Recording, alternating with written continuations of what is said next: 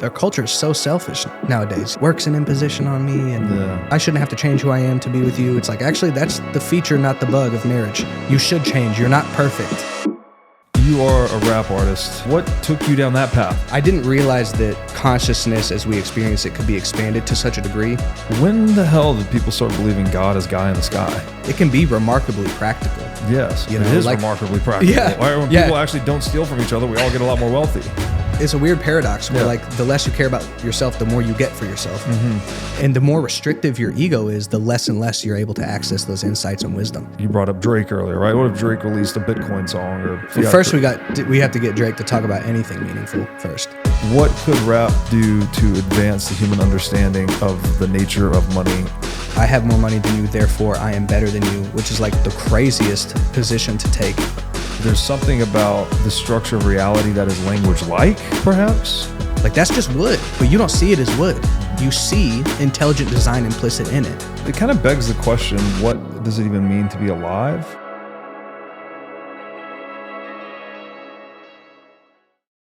So you are a musician?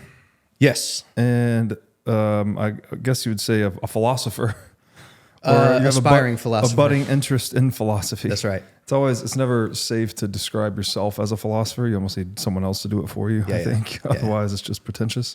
But based on the outline you've prepared here, the conversations we've had in the past, I would say you definitely have a very interesting interest in philosophy, which we'll talk about today. Maybe let's just start with you. Like you're not a guest I've had on before, so we don't typically do guest background. But I'd like to learn a little bit about, for my audience, just a little bit about who you are, what kind of music you practice, and what is it that led you to be interested in philosophy? Yeah, so I've been making music for about 15 years. I'm a rap artist and producer. I've been full-time for about 8 now. I went to college for music business at Middle Tennessee State University. And then when I graduated, still wasn't full-time with music, so I took a corporate marketing job. So I worked at a finance company, and then I also was a digital marketer at a tech insurance company called Assurian. And so I utilized my digital marketing knowledge to kind of funnel the bread I was making into marketing the music until I could scale it and do it full time. So yeah, full time about 8 years. And then artistically, I think at some point, I used to write primarily from a place of pain, and that's where I got a lot of my topics from, and I would write in a venting way. And as my life started to improve, as I was adding order to the chaos in my life, I think a lot of the topics fell flat. Like I'm like, okay, well, what do I talk about? And I found myself making a lot of songs that were just cool songs. You know what I mean? Not, kind of falling in line with the standard rap topics. You know what I mean? I tried to kind of take more of a professional finance bent to some of the rapper flexes, you know what I'm saying? But ultimately, artistically, was falling a little flat there. So this kind of coincides with, in Nashville, I live downtown, and my friend Mowgli and I would have these long conversations just about the mysteries of life. And we'd be, 7 hours at a time, just riffing until we were tired of talking. And that started to open up some real questions for me. And so one night I was out for a run, and this idea of we're only able to see a small percentage of the light spectrum. Yeah. And so our sense perceptions are limited. And even with animals that we know exist, there are animals that we can point to that have better sense perceptions by at every type of sense perception and additional sense perceptions. So I was going for a run, and I was just thinking about that, and it kind of just blew my mind. I was just like, whoa, so we're perceiving like a low resolution, like what would the world actually look like? It looks nothing like this, every texture, color, contrast, all that kind of stuff. And so, I came home and I started, Googling like books that would be around this topic, and I found The Case Against Reality by Donald Hoffman. Oh yeah, he's been on the show. Yeah. Great. Oh, okay, yes. Yeah. Shout out Donald Hoffman, he's awesome. Yeah. But yeah, and that book kind of like sent me down the path of discovery. Yeah. Yeah, no, that's and the premise or thesis of his book is that what we see is not the world, but it's the metaphor he uses is a software desktop, right? So this is our software interface of the world, which is basically saying that our perception is a construct, right? We're not perceiving truth per se. He says we perceive fitness payoffs, right? So like we're creating these icons on our desktop that tell us, oh, you know, oh, that apple is bright red. That means it's got some fitness points in it. You should probably eat it. Yeah. Yeah. You know, that sludge is kind of grimy, brown and smells green. bad. Yeah, it smells bad. Avoid that. Yeah. So yeah, it's a very interesting book, actually. Like there's no way to prove that what we see is truth, actually. Like we you know, what was the term he uses? Veridicality, I think. Like there's no way to substantiate the veridicality of our sense perception. And so he's arguing that it's just this like desktop interface. Yeah, well, by necessity, we have to filter out a lot of information because it's not beneficial for us to perceive everything if it's not useful for what we need to do, because it requires energy to do that. You know, and if you're, you know, having to hunt for your food, you want to use as little energy as possible. But our brain does that all the time, even just practically speaking. Like if I'm focused on you, I mean, there's the lamp, there's the light, but that I'm not paying attention to those things unless I draw attention to it. So my brain's constantly filtering things out. Yes. Yeah. Yeah. And then psychedelics supposedly turn down that filter, right? So you get a lot more of it flowing in, and maybe that's why people have reports having such profound insights. Yeah. No, I mean, that's been a case for me as well. Like I've done psychedelics, or specifically psilocybin mushrooms, and I did them because of the interest in some of these questions. Like I wanted to step into something where I'm like, okay, let's see what we're talking about, you know? And I also gained a lot of interest in it because of, you know, some of my favorite intellectuals, like a Sam Harris or whatever, like these people were using these and speaking about them in a way that I hadn't heard before. Yeah. And so, that was also, that kind of blew the lid off of things as well. You know, it was like, there were a couple examples, but one being I felt feelings that I had never felt before. Like the existence of experience, or the experience of existing rather, it's uncanny. It's almost like you're pretty clear headed when you're on psychedelics. It's not like it's not like weed or alcohol where there's like this overlay on top of you. You're clear headed, but everything that you're experiencing is uncanny and strange. And on the feelings topic, you know, there's a difference between frustration, anger, annoyance. Those feelings have a different timbre to them. Yeah. And with the mushrooms, I was feeling a whole different type of love, hope, peace, wisdom, and then also like just unsettling feelings as well. Yeah. And so I didn't realize that consciousness as we experience it could be expanded to such a degree, and that's without reading anything else into it philosophically. But just experiencing that was a lot. And then there seems to also be some sort of correlation with wisdom, which also is very strange to me. Like, why do people experience ego dissolution? Why do people describe it as a mirror to yourself and forces you to work through things? Like, that's very weird for a substance that grows out of a cow patty to do, you know, it's so insane. True. So, yeah, it's, I mean, the very pessimistic, materialistic take is like, oh, it's just poisoning your brain. And so you're having this weird poison response. But I think anyone that's actually done them, it doesn't feel that way. It doesn't feel like you're being poisoned. It feels like your perception, your aperture of perception has been widened, right? Yeah. The way you think is unique. The way you perceive is unique. And in many ways, you know, the consciousness of the plant perhaps is like you're relating to that consciousness, and maybe you're experiencing some of that, because we know that fungi are very ancient organisms. They predate.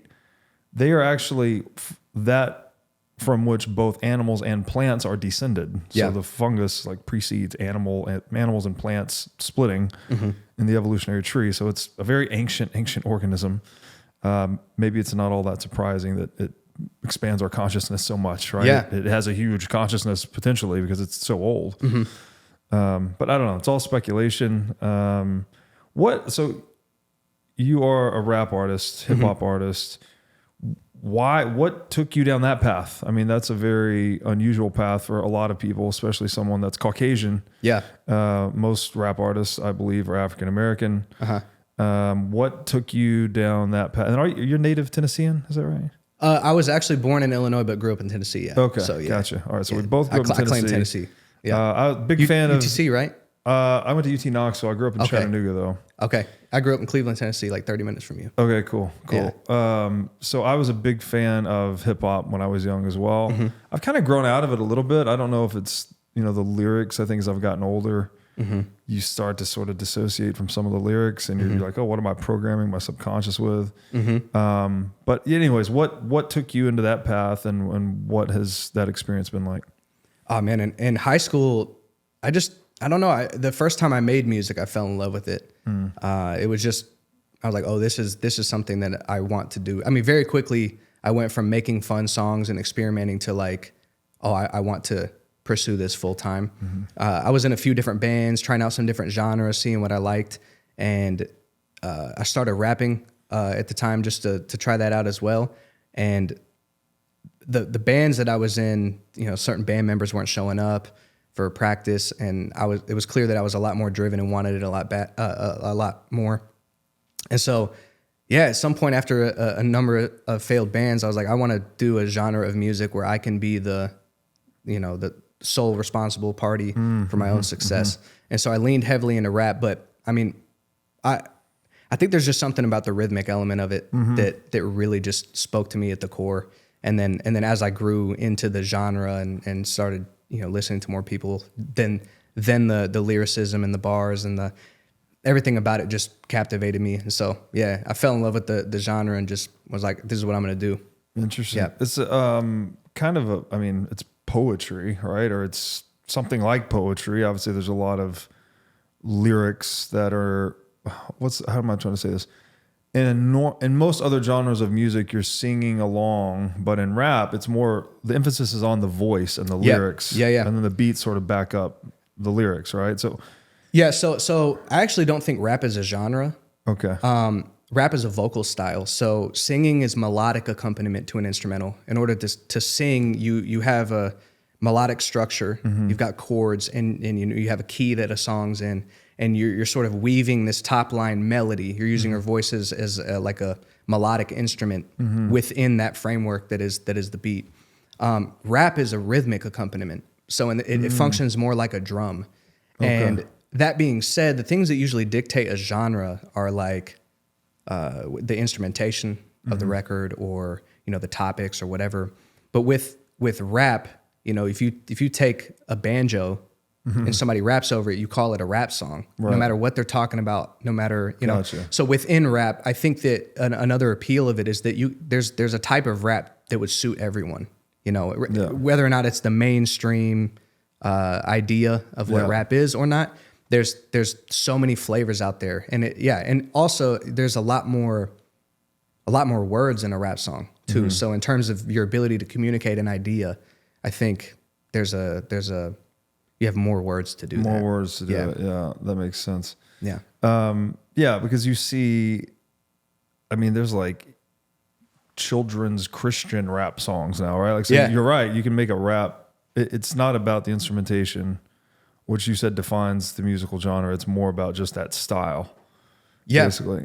Yeah. It's just thinking of rap as a vocal style as rhythmic accompaniment to an instrumental. Yeah. So if you do rhythmic accompaniment to any instrumental, you're rapping. Yeah. And if that's the defining vocal style on the project, it's a rap song for all intents and purposes. Yeah. So but that creates that kind of freedom and flexibility to like touch any type of sonics that you want to within that. Right. Yeah. And then, so what about the lyrics themselves? Like, tell me about like the lyrics that you go into. What do you rap about? Are you more traditional rap? Are you certain different topics? Like, what are you rapping about? Yeah, I was trying to circle back on that earlier point. I initially, like when I got out of the stage of pain and writing from that place, I stepped into just like not knowing necessarily what I wanted to talk about. I didn't feel convicted to talk about anything per se. And And so once the interest in philosophy started to pick up, I started to realize the potency of the lyrics when all of the coolest people in culture are putting forth messages, chock full of ego. You know what I'm saying? Actually, what is good is to indulge your hedonistic desires. You know what I mean? And if that's like the pantheon of rap music, it's like, okay, well, yeah, of course that's influencing the youth. I used to be kind of a skeptic where it's like, oh, I'm going to listen to this song and now I'm going to go do these things. Well, it's not on a particular basis, but the idea is that the people that you think are the coolest because of culture are saying that these things are priorities. Right. And different cultures throughout history have had different versions of what that is. And everything else kind of follows. So with my own kind of philosophical and spiritual journey, I'm trying to, take these ideas in the pursuit of truth and take these concepts and package them through my art and the talent that I have to communicate these ideas in a way that's palatable for a rap listener. So I'm attempting in some sense to kind of change that landscape, point out things that are, corny about some of the topics that we're just, hey, like love is not, love's corny. You mean like the human experience that is like the best thing that we can have? Yeah. That's corny, or like, I'm a married man, and it's like the insights that I've gained through a monogamous relationship have, it's shaped me so much as a person and given me such peace and stability and joy. And in a different period of my life, it was a lot more chaotic, and there was no self-development happening. And so it's like, we got to re-examine these things. It's like, what do you want the best out of life, or do you want to serve your base desires? And I want to make music that is compelling artistically, that also has a message that will enliven the human spirit. So that's what I'm attempting to get at. Well, that's beautiful. Because the common critique against rap would be that it is very base, right? Like, make money, get cars, 99 problems and a bitch ain't one, all this like kind of womanizing, not masochistic, what's the term? Where they're just... Misogyny? Misogyny. Definitely misogyny. Thank you. Present for sure. Yeah. And so instead of taking that tact, you're trying to blend in some philosophical, some reality, right? What life is actually like. Yeah. That seems useful because people that do listen to that music and are inspired by it, they'll be inspired towards something that's actually positive. That's the hope for sure. Seems like a useful pursuit. Going back to the philosophy stuff. So you mentioned that this realization, and I had a similar realization that when we understand that the visible light spectrum that we only see, like you said, less than 5% of it, it's a pretty good metaphor for the rest of our relationship to reality, right? There's a whole lot of reality out there that we don't understand, we don't interact with. Even astrophysicists say that like 90+% of the universe is made up of dark energy or dark matter, like things we can't even see, right? Yeah. So there's a lot of unknown out there. What was it about that realization that took you into panpsychism, analytical idealism, and can you define what these are? Actually, I've heard of panpsychism previously, but I hadn't heard of analytical idealism. Yeah. So panpsychism is essentially that what Donald Hoffman agrees with, which is that in materialism you have inherently qualitativeless reduction based. Basically, you have matter can be exhaustively described in terms of quantities, like velocity, mass, charge, spin, etc.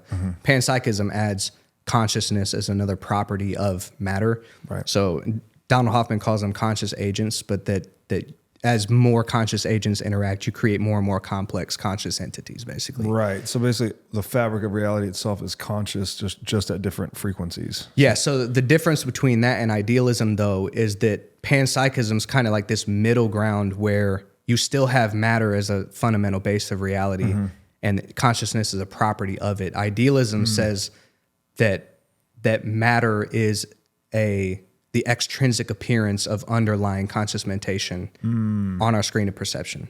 So essentially that matter, in that sense, in the realist sense, doesn't exist like that.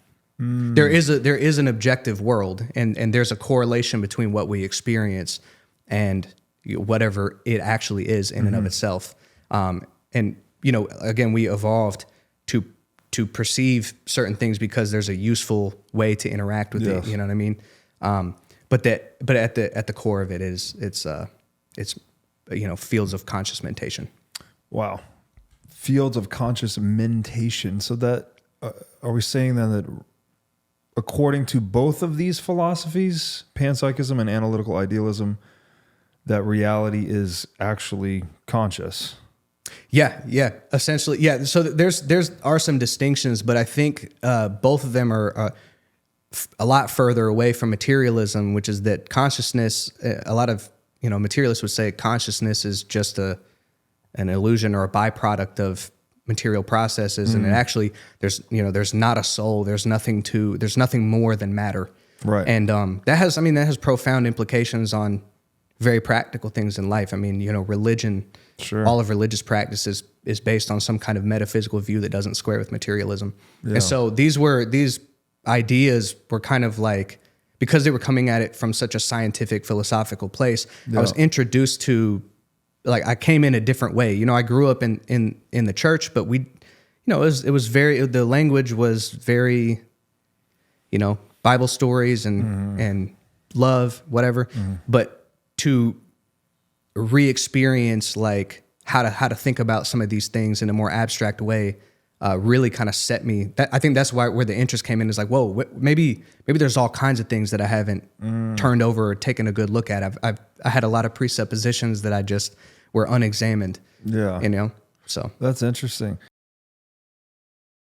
In Bitcoin, we often dream about the idea of forming citadels, which are independent, self-sovereign communities that have their own energy, food, and water resources. Today, that dream is becoming a reality at the farm at Okefenokee.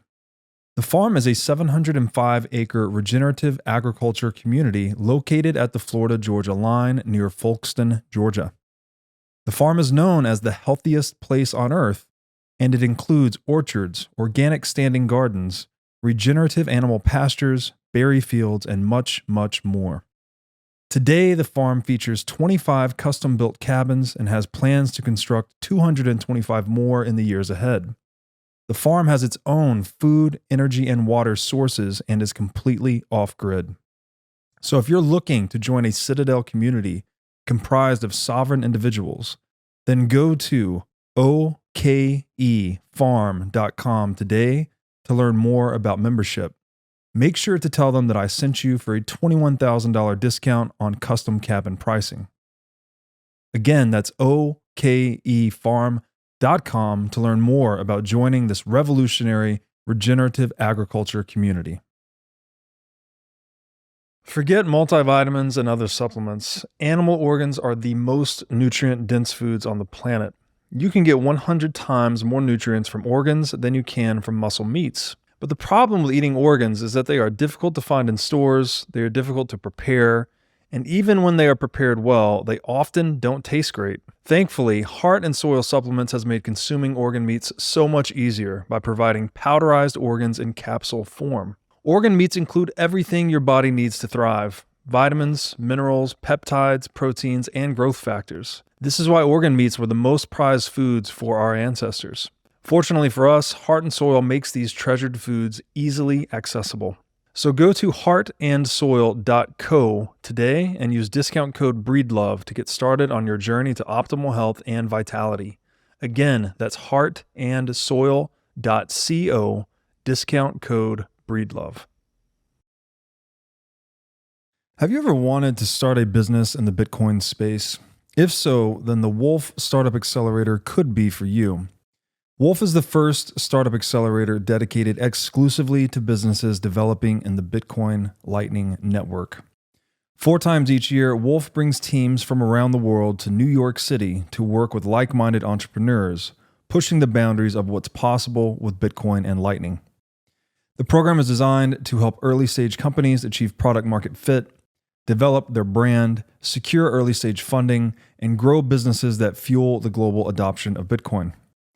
Go to wolf, nyc.com to learn more or apply today. Again, that's Wolf, WOLF, NYC.com. It kind of begs the question, what does it even mean to be alive in a way? I think this is a really hard philosophical question. What's the line between living and non-living? And it's been said, I think, that like a living system is that which sort of seeks out circumstances that continue its ability to self-organize, right? Like the distinction I've heard made is, okay, well, a tornado is self-organizing, but we wouldn't call that alive necessarily. Whereas, a cat is also self-organizing, but it actually hunts food and seeks shelter and tries to seek conditions that further its self-organization into the future. Whereas the tornado will just, take a random walk and ultimately extinguish itself. Yeah. So how does that play into these kind of metaphysical frameworks? Like, what does it mean to be alive versus not alive, in your view, or these philosophical views? Yeah. Well, I'm going to try to see how I can backtrack somewhat to this question. So, Bernardo Kastrup is a person that I found a lot of interest in. So he kind of came after Donald Hoffman for me, and he puts forth analytical idealism. He's got like PhD in philosophy. He worked at CERN. He also has a PhD in computer science. So he kind of blends, both of these areas into analytical idealism. And he basically gets into this idea of like, okay, if the world is, made of conscious mentation, how come I can't access your thoughts? We're limited to language. How come I can't access this completely? And so he puts forth this idea of a dissociative boundary that basically, and I think another word for that is ego, the relation to self. But you have this dissociative boundary that silos you off from everything else and from other individuals. And what he uses to express this idea or to come to this, the two examples. One is dissociative identity disorder. So it used to be called split personality disorder, but essentially what happens is you have an individual who has different entire beings as part of their brain. They're called alters. And so, and the phenomenology of it is so strong that an alter, when it switches over, can actually become blind despite everything still being intact. So they've put people under brain scanners and can show that when the alter switches, the visual cortex shuts off. Wow. And so, which is something that can't be faked. That's so that's one example where there's a dissociation between different alters within one consciousness. I don't have dissociative identity disorder. I don't know anybody who does. And so that one's a little more like, okay, yeah, like I can see that scientifically. But one that's more practical, and this one really stuck with me, is dreams. So when you're asleep and you're having a dream, you're experiencing your dream from a first person perspective. You're making your way through a town, you're talking to somebody, flying, whatever you're trying to fight somebody and the punches are real slow, whatever you're doing. And you're experiencing it, it's unfolding in front of you. You know what I'm saying? But in reality, you're also generating the buildings. You also have the perspective of the buildings, the people you're talking to. All of that is generated via your own consciousness while you're asleep. But your perspective of it is from a first person, me perspective. Yeah. And I think maybe that's just how we're just conditioned to interpret everything, like biologically. But that kind of, blew the lid off a little bit. And so essentially to come back to the question of, defining life, I think what Bernardo would say is that anything that has a dissociative boundary would be that. And there would be a physical representation of what the dissociative boundary actually is within the brain. And so he says that, if he had to try to pin it down to something, it would be metabolism. Metabolism would be, a rock. He wouldn't consider a rock conscious in the sense that we discuss it. And so anything that has metabolism, he would say is life. That's interesting, because if that's the case, so metabolism being defined as what? Something that turns one form of energy into another form of energy, something like that. So then you start to lump in things like businesses and cities and maybe even stars, you know, like not movie stars, like celestial stars, because they're converting energy from one form into another. And yeah, the line's very blurry. I think it's like we take it sort of for granted that, oh, well, you just know it when you see it, when something's alive, when it's not. It's like, well, I don't know, like stars have life cycles, planets have life cycles, ecologies, you know. Yeah. It's it kind of bleeds back into the sort of the panpsychism thing, that it makes sense to me that maybe everything is conscious, just at higher and lower frequencies, which would mirror Einstein's view, right? E equals mc squared. So energy equals mass times the speed of light squared. So everything is actually energy. Even mass is just frozen energy, basically, or low frequency energy. Whereas energy is high frequency energy. So maybe we have the same situation in consciousness, right? That we just have low frequency consciousness, like even the rock, maybe. I don't know. Maybe that's zero. I don't know. Yeah. And then higher would be maybe a celestial star, and then maybe even higher is the human being. You know, who knows? Yeah. No, that becomes really, really interesting. I think the metabolism being life in the way that he would define it is a little more narrow. Is a little more like the properties in which we describe it. But like even thinking about culture as an emergent phenomenon of atomized individuals is really interesting, because culture takes on a life of its own. Yes, absolutely. And the ideals or the forms that culture takes influences the individual as well. So it works the other direction. And that's really weird to think about too. Well, it's a bidirectional feedback loop, which also parallels and mirrors biology, right? It's biology works in feedback loops, basically. So it's, you see that, again, that biological, like in the same way, if you cut your arm, well, that creates a signal to your blood to turn those platelets solid, to turn it into a scab, to start the healing process, right? There's feedback loops driving all of that. Well, there's also feedback loops at the cultural level. Yeah. So again, it kind of begs the question, like, well, is culture alive? It's like, it's its own thing. It's not, it has certain emergent properties that the individual, the parts summed together don't equal necessarily what you see in a culture. So we struggle to put language around the complexity of the world, and it seems like the biological metaphors are the best to deal with it. But then that kind of begs the question. It's like, well, where do you draw the line again? That's a difficult one to try to pin down for sure. What's you have the dashboard of dials analogy. Yes. Okay. So, but Bernardo Castro, this is kind of an analogy similar to the interface theorem of perception, with the icons on the desktop, you know what I'm saying, representing what's actually happening fundamentally, which is a series of switches being on or off, a bunch of them, you know what I'm saying, and binary, and then programming language, et cetera. And then you get a blue square with an envelope, you know, and that's useful to us. If you had to type an email from, you know, by flipping switches, that would be, it'd take you forever and be too complex. So with the dashboard of dials analogy, this is something similar, which is like if you're flying a plane, and if you're a pilot flying a plane and there's a storm and you can't see out of the front window. So that's reality in and of itself. You're still able to fly the plane based on the dashboard of dials, because they are descriptions. They're telling you true things about the nature of reality outside, but they are not reality as it is in and of itself. And so there's two ways I think that this metaphor extends. One is personally, the dashboard and the measurement objects are like our sense perceptions. They're limited. They're speaking to something that is useful to us, you know what I mean, of what reality is in and of itself, but it is limited in that way. And you can't say that your sense perceptions then are like true to reality. Right. But then on the flip side, more broadly, science is essentially the study of the dials. And what science attempts to do with materialism is you know, another way of saying it is like replace the territory at the map.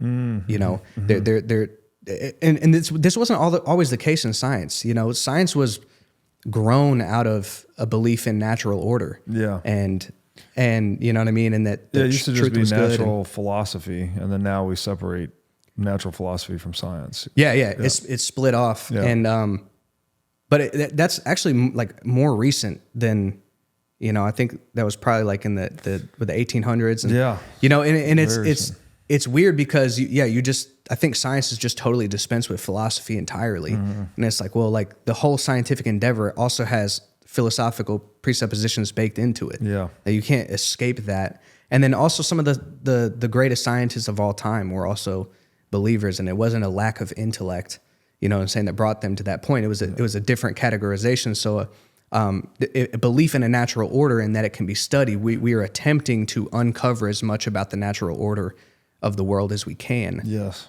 But then the things that we discover, we can't just be like, okay, and now this is actually all there is, and there's no, you know. So that's the dashboard of dials analogy, basically, in a nutshell. Interesting. Yeah, I mean, it gets down to language for me, and that's why I think we talk about language so much on the show and definitions, because as you invoked the map and the territory, right? That the philosopher, I forgot his name. I think he's a Polish philosopher, but the map is not the territory, is the famous phrase.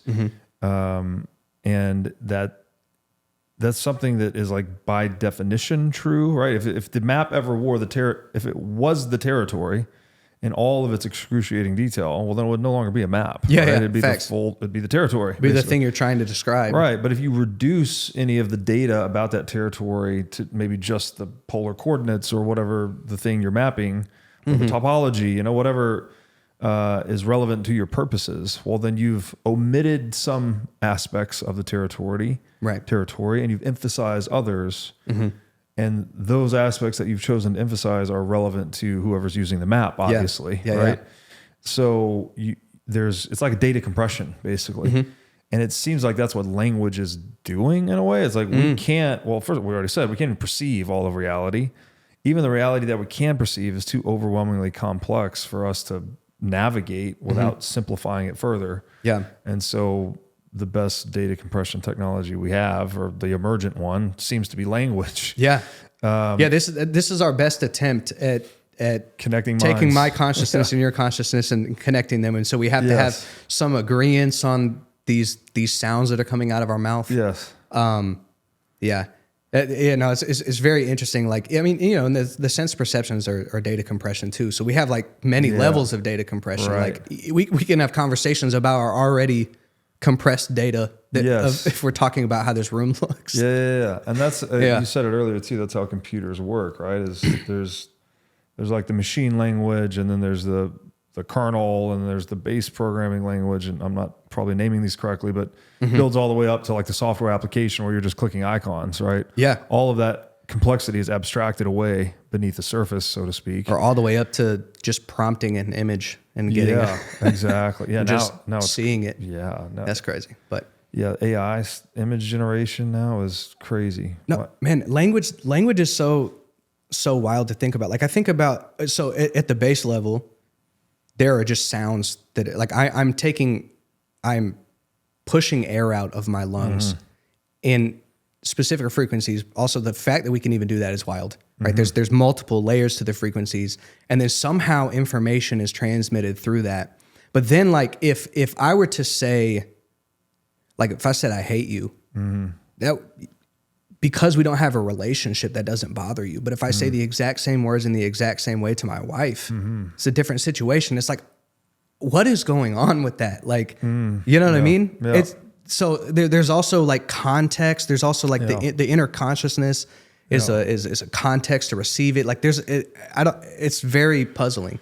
It's the most puzzling thing there is. And the nature of language is endlessly fascinating. It's another one of those words that's extremely difficult to define. I think this is why the question, what is money, has been such a hit too, because it's a language, right? It's a language of value or human action or power, like whichever way you want to frame it. But it's definitely a means of communication about, you know, what we do with our labor, basically, and what we want done with our labor, you know, through the pricing system. And so when you ask a question like, what is money? Beneath the surface, you're asking a question like, what is language? And that's tricky. The map and the territory metaphor works maybe a little bit. It's like, okay, well, language is a map, reality is the territory. But it seems like it's even deeper than that. There's like, you know, it gets almost, you go biblical at this point, right? In the beginning was the Word, and the Word was with God, and the Word was God. I may have inverted those. that there's something about the structure of reality that is language-like, perhaps, and that our language is like a simplified version of the language. Yeah. The logos or whatever it may be. And these questions get very tricky. And yeah, math is a language. Like math, exactly, math is a language. It's so weird. Even music thinking about is a language, you could say too. No, 100% it is. I mean, there's a reason that, and this is part of the feature of, I think what would set me apart. I think in the philosophical conversation, like, bro, like, I would aspire to be as articulate with language as somebody like Jordan Peterson, but that's his talent. Like that's what he does. You know what I'm saying? And that's not the gift that I possess.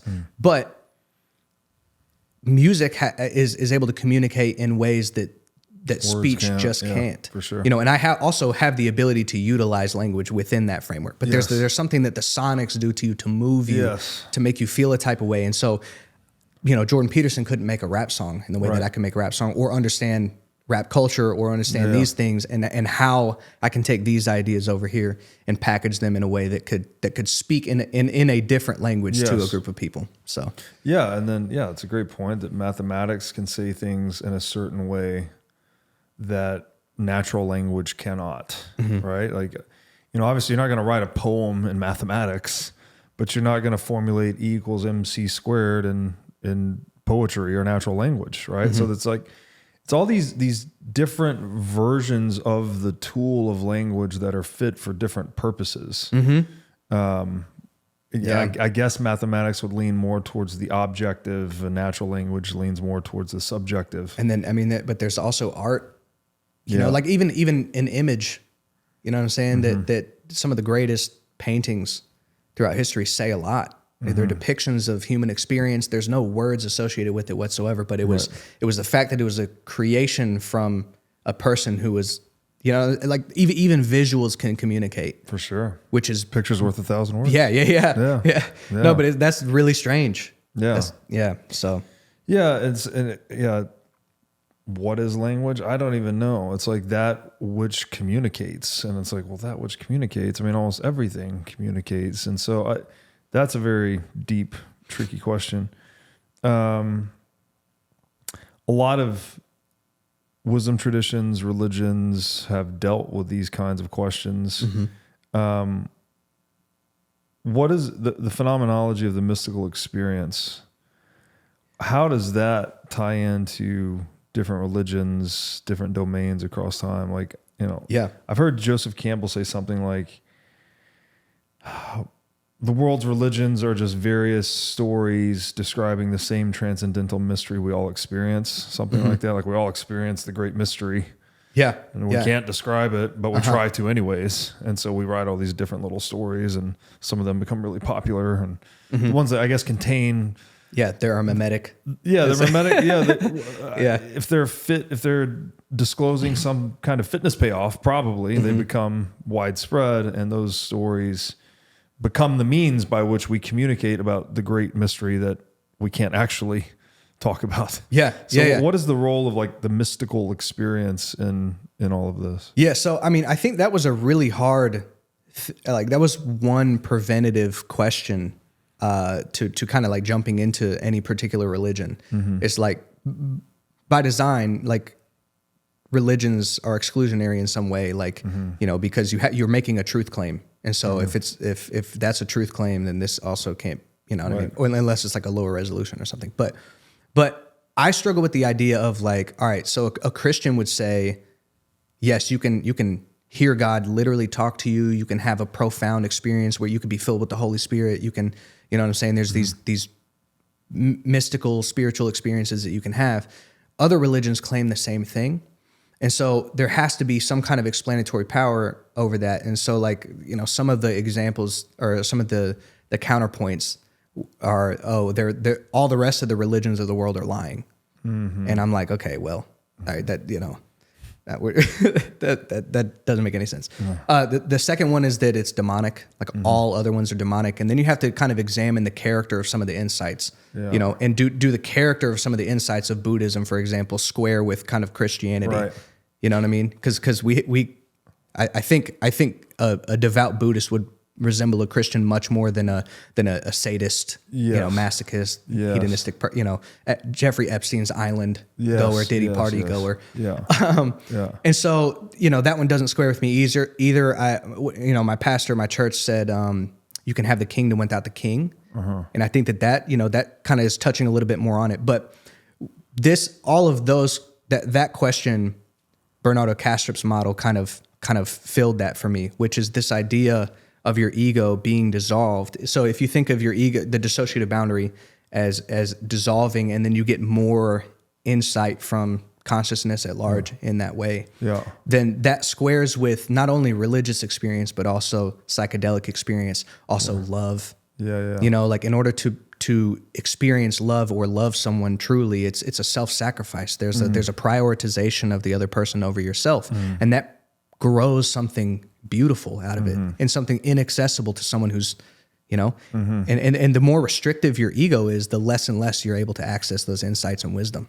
And you get to a point where you're living for the immediate self, and your scope, your time preference is totally opposite.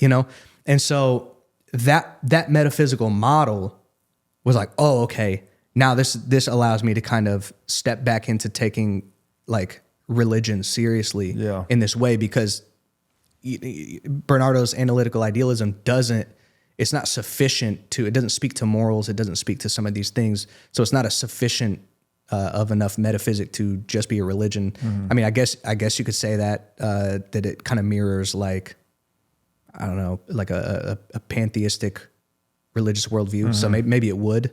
But I think that there's something additional to be talked about in terms of natural moral order and things like that. And so I feel like Christianity, for example, has a lot of richness by way of that. But yeah, I think it was like a lot of those experiences kind of gave me an entry point into taking some of these ideas that I otherwise would have been more, or been a harder thing for me to take seriously, And unfortunately, like all this stuff that we're talking about, especially if we start digging into religion, it's like, it's so unfortunate that so many people who've never been exposed to any of these ideas, they reduce God to Sky Daddy. I know. You know what I mean? Oh yeah. And it's like, man, like, if that's what it is, like, then we're not going to get anywhere with progress, I say the same thing often. It's like, because I invoke the word God often, and people are like, oh, I was totally with you and liked your show until you started all this God mumbo jumbo. I can't believe you think there's a guy in the sky. And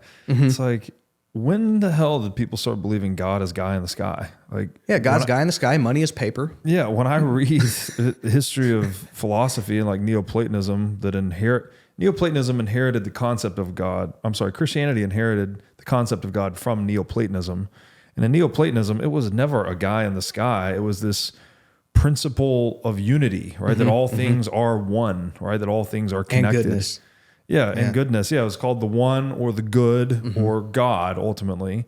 That's where the Christian notion of God came from. It's like there was never a guy in any sky ever. Like, I don't know how we anthropomorphize it doesn't even make sense because he's omniscient and omnipresent. Yeah. Like, but he's I mean, in Christianity, obviously, he does become a guy, but yes, that's the thing. Yeah. That's where I was going to go next, because so there is some consilience among the successful religions of the world. Now, I'm going to say that with like an asterisk.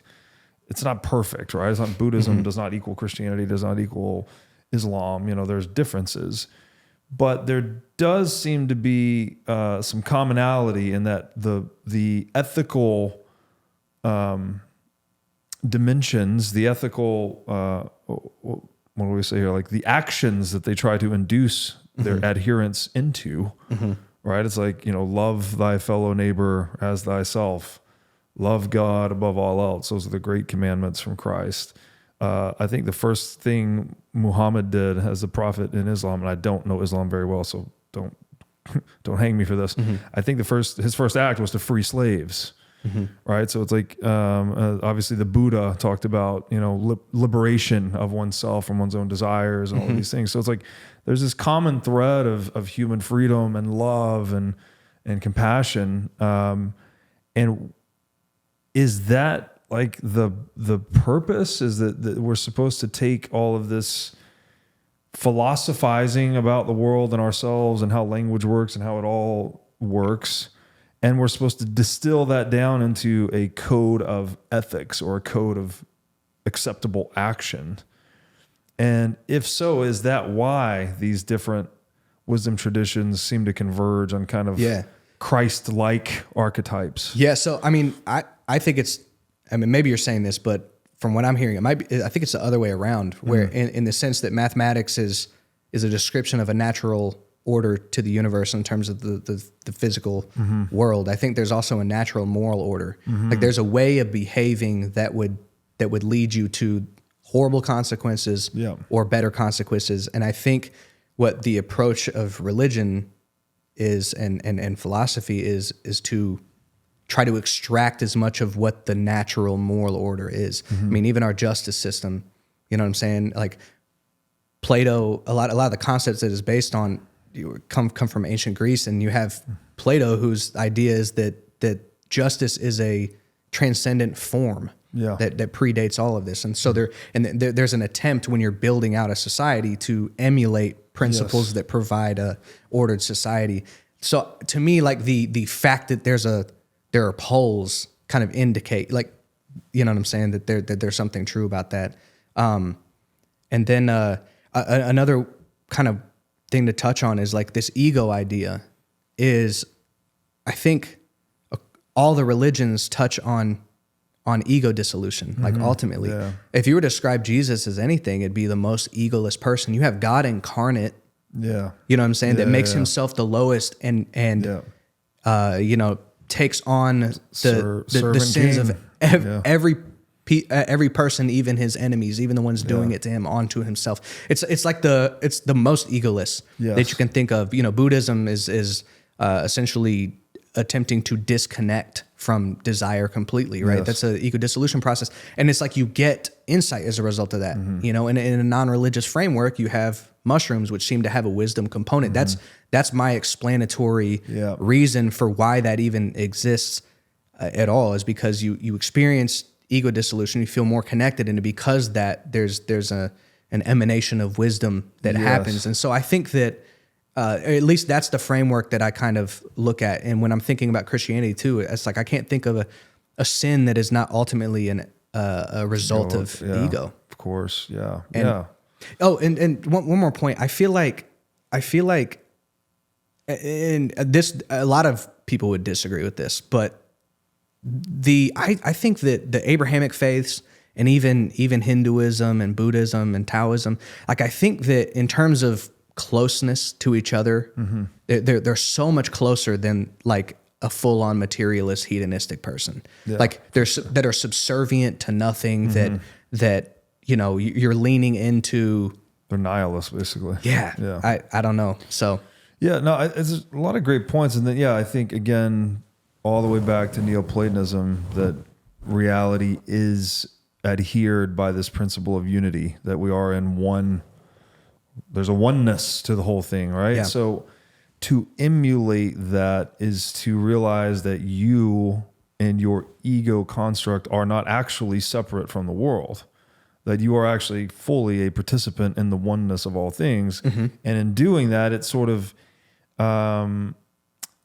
it creates the impetus for ethics in a way. It's like, well, if that's true, then if you steal from someone or you hurt someone, well, then you've put that energy into the one, and you know what goes around comes around, kind of thing. So you know, we get the ideas of karma and things like that. So it does seem like it's not just philosophical kind of speculation. It's this rigorously deduced philosophical aspect on reality, and then an attempt to mirror that in social reality, something like that. And it's also like it can be remarkably practical. Yes, it is like, remarkably practical. When people actually don't steal from each other, we all get a lot more wealthy, right? Or if like, you know, I consider the interests of a person that I'm engaging with rather than just like only being concerned with things that I want. I actually get the things that I want Yes, Like it's, you know what I'm saying? When you do the right thing, right, good things happen to you kind of thing. Yeah. And care about yourself less. Yeah. It's a weird paradox where like the less you care about yourself, the more you get for yourself, you know, and you could, I mean, and there are psychopaths who can do that. Like if they can figure that out, they can do that in a way that, you know, is manipulative. But I mean, I also think the process of doing that also shapes your character over time. Yes. You know, I read this book, super popular book, How to Win Friends and Influence People. And I mean, it was so good in terms of hitting human psychology and how people like to be treated in social settings. Like it crushed it. And I used to struggle a lot with poor communication in terms of like my heart posture, I guess. Like I you know, and there was definitely a big sense in which I was more arrogant. I was more egotistical, but also I had a failure of communication. So reading that book allowed me to start kind of putting practical advice into practice. And my relationships started to improve.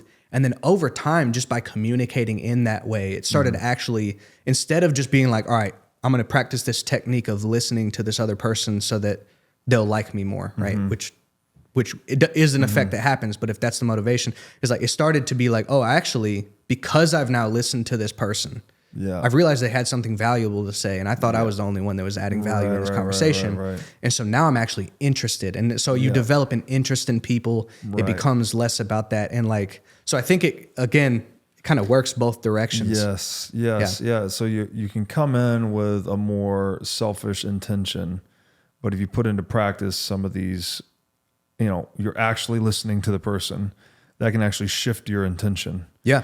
You go from trying to like win them as a friend to influence them to like, oh wow, no, I actually am really connected to this person. And again, this is why the best, one of the best definitions I've heard for the word spirit, this might be Heidegger, the we that is in I and the I that is in we, that we're all like in every interaction, we're mapping one another basically, right? It's like, oh, I'm getting to know someone, like what's this guy's character like, you know, what's he likely to say next? And then you kind of create a model for the person in your mind. And then you do that with everyone, all your interactions. And then your personality, you also have a model of yourself called the self.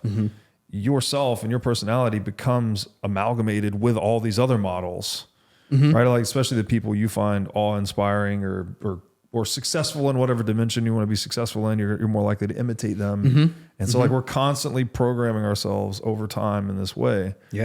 And that is, again, back to the full interconnectivity of all things. Like that is a spiritual, like what else could you call that? It's like a pattern that's propagating through all the substrates, psychological, emotional, physical. And maybe that's why that, you know, these religions are trying to talk about that, but it's very hard to describe. No, 100%. Well, I mean, you know, if I'm thinking about, I thought about this the other day, like, you know, you can get really, really heady with theology and philosophy, but wisdom is not reserved for the intellectual. Like there's not a correlation between wisdom and intellect, you know, and you have some incredibly arrogant intellectual people. And on the flip side, you have incredibly radiant intellectual people that have a warmth to them. And I think that like the Bible being in a narrative structure allows people who don't have a high intellect to access the same kind of insights, because the way that we understand story, we can see ourselves in this, we can extract an ethic out of it.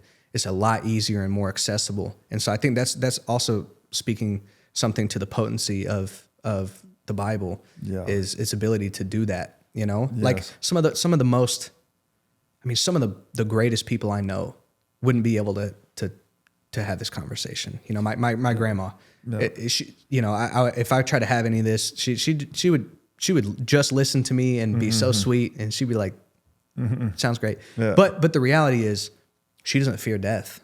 She sacrifices for everyone in the family. She's a true matriarch of our family. Like she pours herself out for other people and never complains. And it's like, it didn't require all of this. She has the wisdom without the, So no, that's a great point. And, again, back to data compression, like that's what mythology is doing, right? It's making these core pieces of wisdom about being human that we've discovered about ourselves over eons of interacting. It's compressing that into this very like maximally accessible narrative. Yeah. Right? Like these are stories. Anyone can read the story about Cain and Abel. And it's like, you might not, cognitively understand it at all these different levels as a theologian or a philosopher might. Yeah. But you get the gist of it. Yeah, right? yeah. And you're No, like, you have plenty of examples of people in your own life who don't give their best and then are bitter that Yes. they don't get the same reward as somebody who Yes. gave their best. and people that get envious and people that act out of that envy. Man, bro, the Cain and Abel story is so wild because it's actually like it's such a simple story, but it's so deep. It's so deep to human psychology. It's nuts. Yes. Yeah. Absolutely. So Absolutely. One of my highest health priorities is keeping my brain in top shape. To take care of my brain power, I do many things, such as striving to read, write, exercise, and meditate daily. One of the latest tools in my brain power toolkit is MindLab Pro. MindLab Pro is a nootropic supplement that is scientifically proven to enhance your brain power. When I take MindLab Pro, my mind feels like it has a better grip on the world, my thinking is more lucid, and the articulation of my speech is radically improved. MindLab Pro has been tested in rigorous, double-blind, placebo-controlled human trials and has been proven to enhance brain power for users in every age group. MindLab Pro is an advanced formulation of 11 nootropic ingredients and is backed by research from over 1,400 human trials conducted over the past 32 years. So if you're looking to enhance your brain power, MindLab Pro is an excellent solution. Go to mindlabpro.com/breedlove to start enhancing your brain power today. Again, that's mindlabpro.com/breedlove.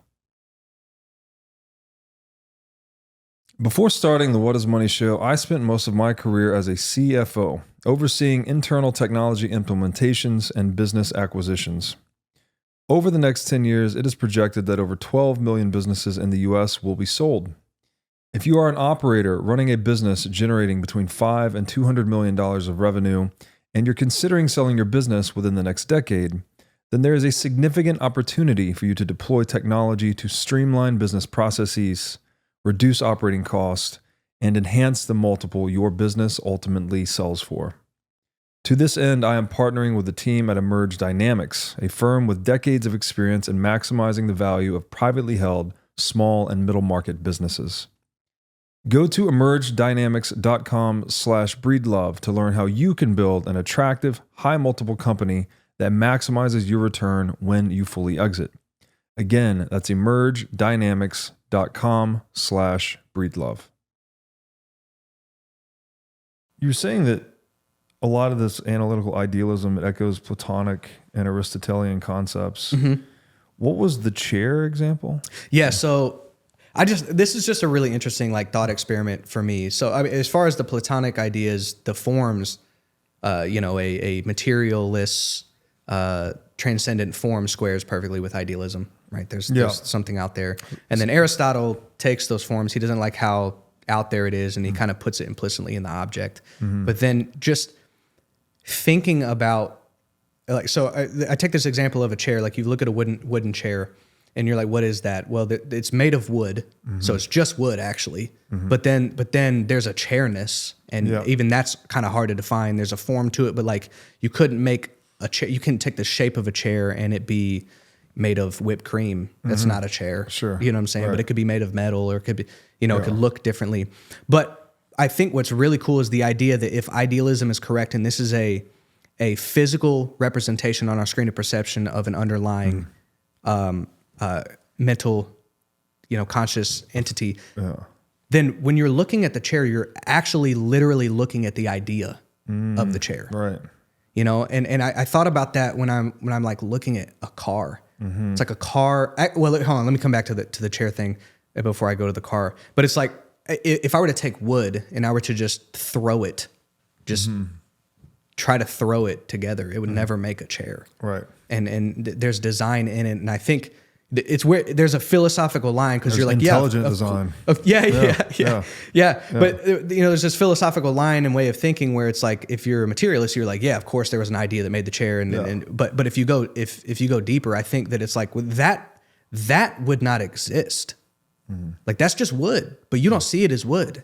You see an intelligent design implicit in it. And so to the car example is like, I think it's so remarkable. We just take it for granted, but the thousands of years of human ingenuity and engineering that went into that, every component of it, even down to the wheel, like the design of the wheel, or the physics discoveries we made that enabled these things to happen. It's so remarkable, and that would never occur in nature, right? You know what I mean? So that's one area where it's like I become like more fascinated with all the things around us. So it creates like a sense of awe.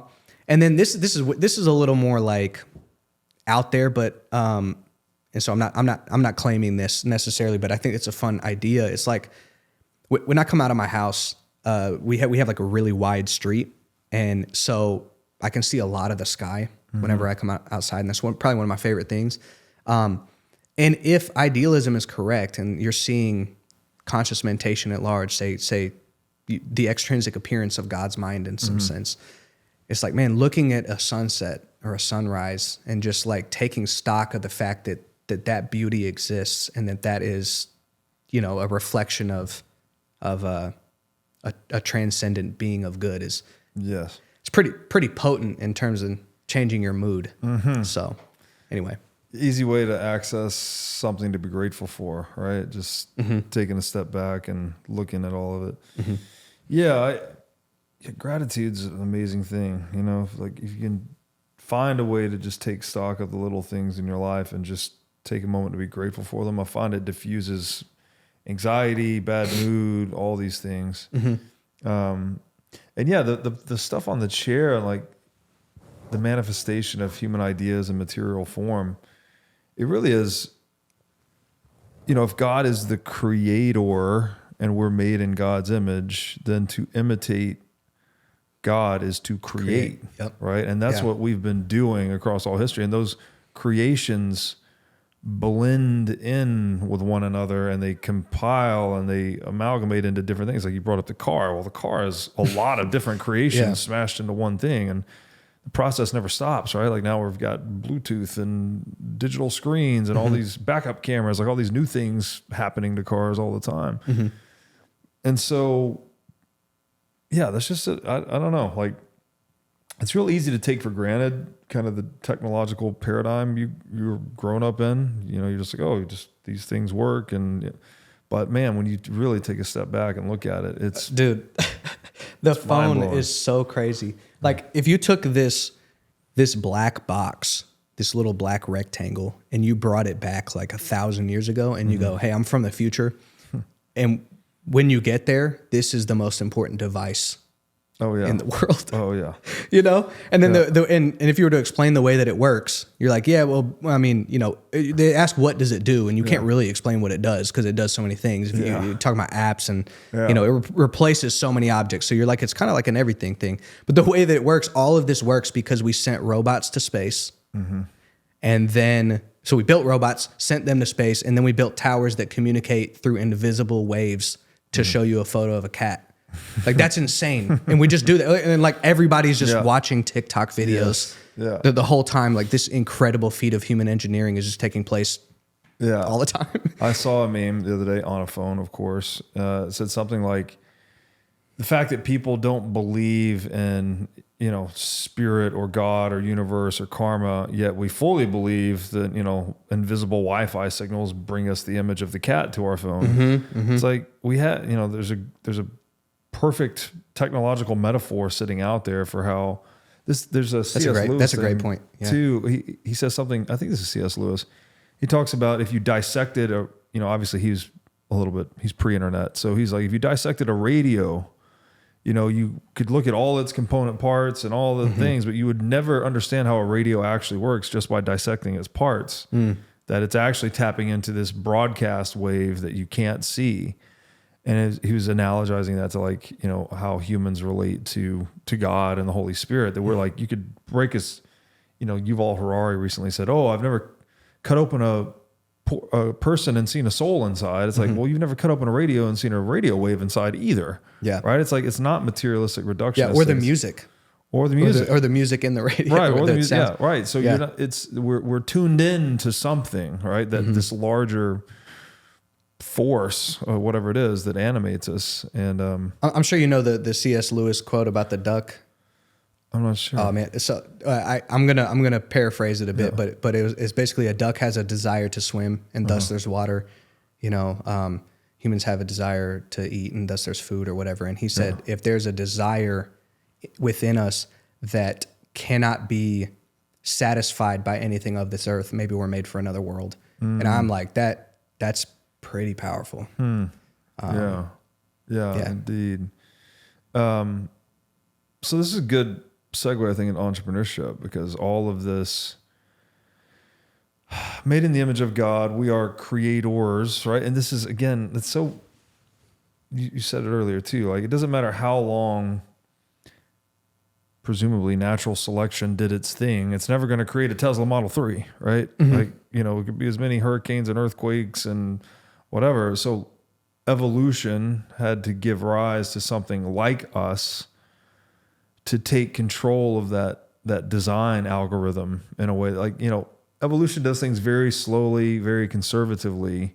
But once you get a human mind involved, we can take these big risks and big jumps, and, you know, we can try, you know, let me try to launch Netflix and disrupt Blockbuster, you know, like, you know, we take these design leaps basically. Yeah. Isn't that what Brett Weinstein was like communicating on your podcast, right? Like something like that. Yeah. It was making the jump to, offloading offloading it to a conscious entity or something. Yeah, basically that something like the algorithm of evolution that is natural selection moves very slowly and methodically through design space. And design space has a technical meaning, and it's like, you know, if you imagine all the words basically, they can be assembled in different orders to create, say, 100,000 word book, but you can create, you know, damn near infinity 100,000 word books by arranging the words differently. So the number of 100,000 words books you can write, it's not infinite actually, but it's a massive number. That would be the design space basically. And so nature through evolution navigates and explores that design space very slowly. But human consciousness can be like, oh, we think there's another peak in design space way over here. Yeah. That we're not going to reach through natural selection because it'll go through all these troughs to get there. We'll take the risk, you know, and, you know, 95% of the time it fails, as 95% of businesses tend to fail. But 5% of the time we really hit something big. Yeah. And then that idea is an unlock for the rest of human civilization.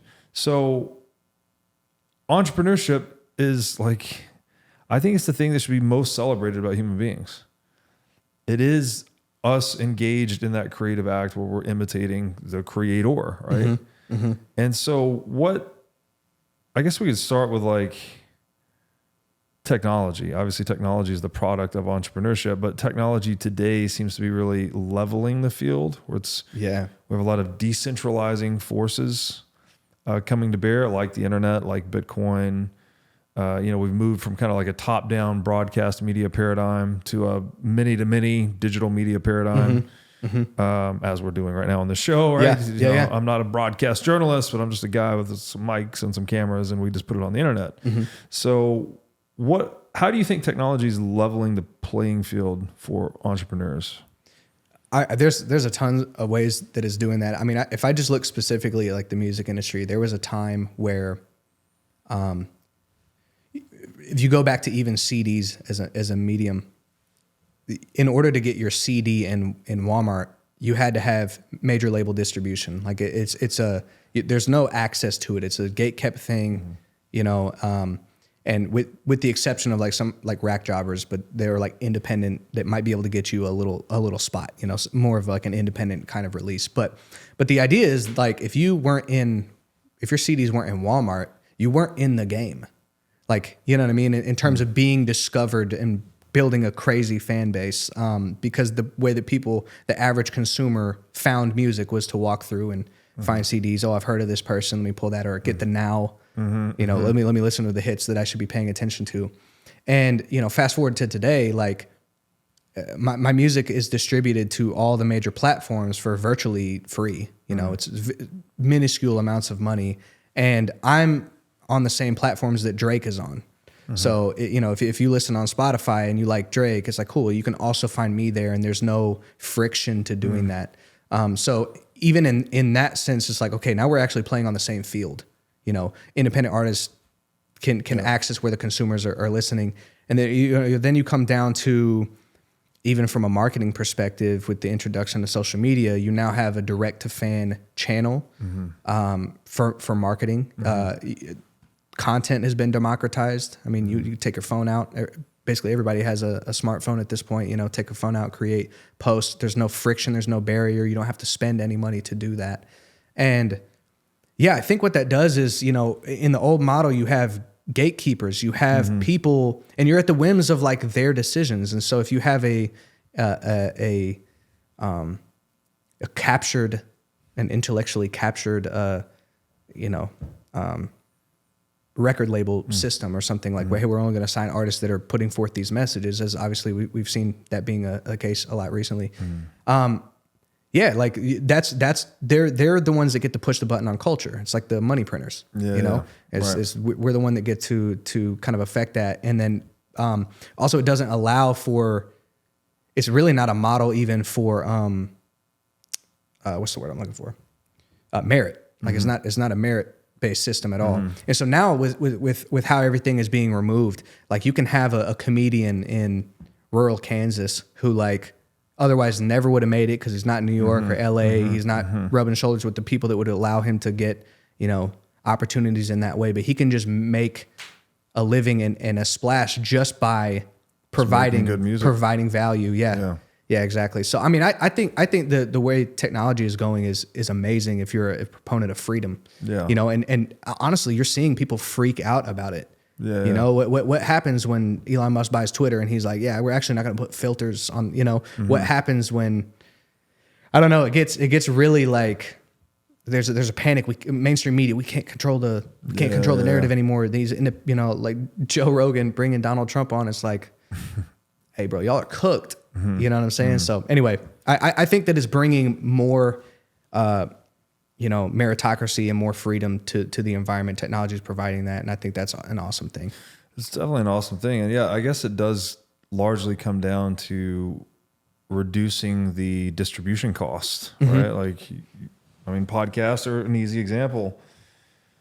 The bandwidth cost effectively zero. You know, you can put up as much content as you want online. Like, you know, if we're going to do it in person like this, obviously there's a little cost with the mics and the camera, but if you do it on Zoom, I mean, you basically just hit record. Also, we don't have to use these microphones. Yeah. I mean, we could do a podcast on without a video and do it on a phone microphone. Yeah, exactly. Yeah. You can do it with just the phone, right? And the phone will last you whatever, 5-7 years. And if you did 8 hours of content a day, so like the cost gets amortized to near zero, basically.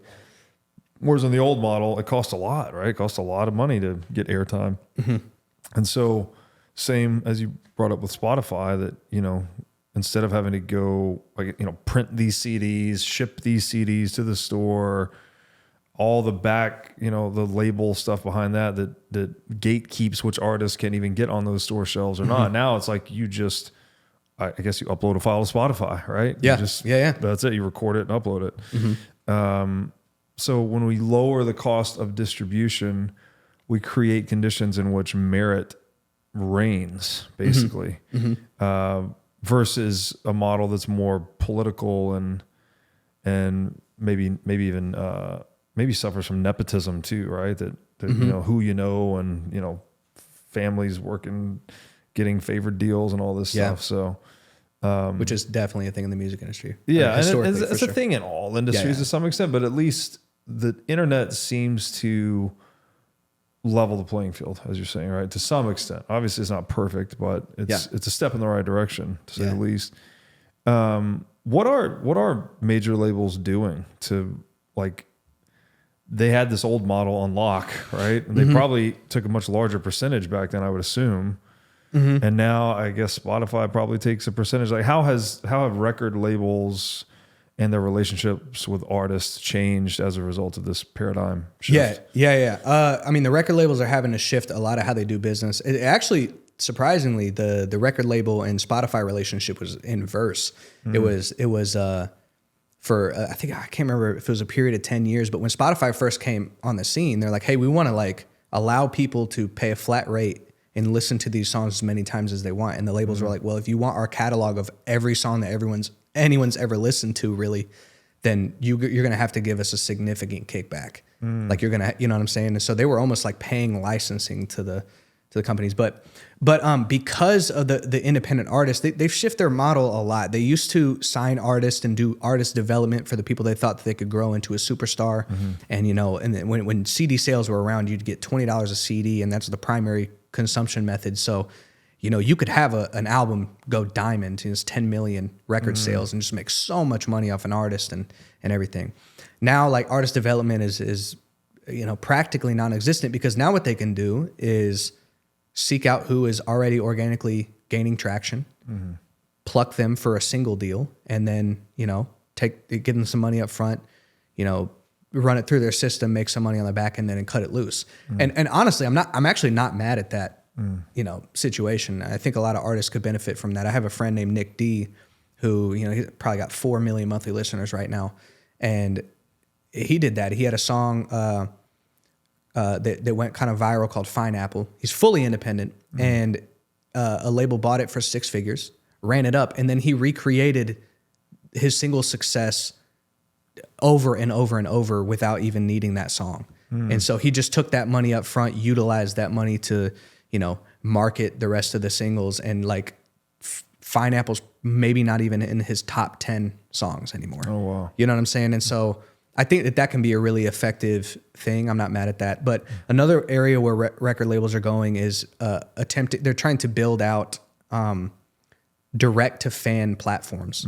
So there's been this new kind of push towards direct, because you have direct to fan, there's also direct to fan marketplaces. And there's been a big push for independent artists like trying to go over there. There's a company called Even that kind of fills that. There's a few other ones as well. And so I think, you know, the major labels are attempting to kind of capture some of that, because if they have the best technology to be the marketplace for that, and then they can monetize it how they want, you know, take a cut off the top or whatever. That's a way to kind of tap into the independent space in that way. So I mean, there's a lot of changes that are happening, but they're having to adapt in a way where they don't have nearly as much control. Yeah, you know, and to me, that's a net positive. And so that's giving more control to the artist, presumably. Are artists making more money in this new model, or is it some of us? Okay. So the reason some of us are making more money is because some of us also have entrepreneurial skills. So I guess that's kind of the downside. There's a couple downsides, but one of the downsides of the emergent technology is that, okay, well, if there's less infrastructure to help you out with all these things in place, then you have to do it all. So you got to know it all. So if you're just purely an artist, you don't know anything about marketing, you don't want anything to do with it. You know, if you can't put a team together of people that are willing to help you on those fronts, if you don't make content and you don't market it, you're cooked. You know what I mean? Even if you're amazing at what you do, it's got to be heard, and it's got to be able to gain momentum. And so, but artists like Nick D, Connor Price, Montel Fish, you know what I'm saying? These are artists that I know that have, carved out. Bro, they're probably making $4 or $5 million a year in some cases through all of their different endeavors. You know what I mean? Wow. And it's passive income. Yeah. Like the majority of it is passive. That's also like a crazy feature of the music, is just like purely passive. Once you create the intellectual property and it hits the ecosystem and people save it and listen to it and like it, it's just, you just make money until the songs die. Wow.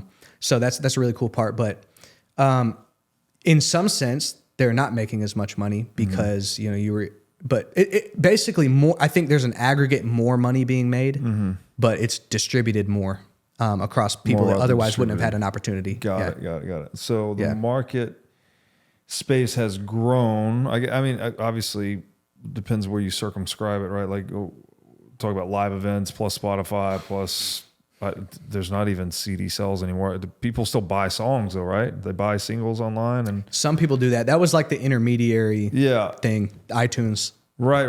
But now not so much, right? People just kind of pay for these services. It's kind of the flat rate. Yep. Got it. Yep. And then you just get a piece of that aggregate subscription revenue based on your downloads. Yeah, based on the streams. So Or the streams. Spotify pays out 70% of its subscription revenue to artists. Got it. And so basically, you take the total amount of money they make from their subscriptions. You take 70% of that. Yeah. That gets distributed in a pie, basically, to everyone. So I mean, that does require you to have a lot of streams. Yeah. You know, but at the same time, like people complain a lot about that, but it's like, bro, you have to have scale. You're not entitled to a career in music. Sure. It's one of the flashiest careers you can have. You know what I'm saying? And that's very enticing. And like, oh, you get to make art all day. Like, you have to hit a certain level of scale in order to make it work. If you're a baker in your local market, you can make a living just by servicing your local market, because the product you're selling is a lot more expensive. But people are not willing to pay $10 for your one single of a guy that like no one listens to and no one cares about. Like, right. So, yeah, totally makes sense. And then, so I guess some of those services that artists now have to provide for themselves were formerly provided by record labels. Yeah. So that's the trade-off, and the funding, right? you know, and the funding. So because record labels would do advances and stuff. they do advances, and then on top of advances, they would also do they'll give you 6 figures for a music video budget, and they also had marketing teams, distribution teams. Like they'd set a lot of that stuff up in the early music business model. It was a time period where it was very good for a small amount of people, right? And now it's good for more people. Good for a lot more and people. In some cases, very good for people who otherwise wouldn't have had an opportunity. Right. Yeah. So maybe the people at the 0.0001% of artists maybe aren't doing as well under the new model as they would have the old model. Yeah, perhaps. But I mean, you know, you get to an economy of scale situation with major labels. Like there's all sorts of ways. Like touring is still just as potent as it was before. Right. You know, so a lot of times that's where artists are making most of their money at that scale. It's like if I can go do a arena tour, you know what I'm saying, and bring in $750,000 or $1 million a date on a tour gross. It's like, all right, cool, we can run the bread up. Right. And then go do 100 tour dates in a year. Or something like that. Wow. Yeah, incredible. What is it doing? Like,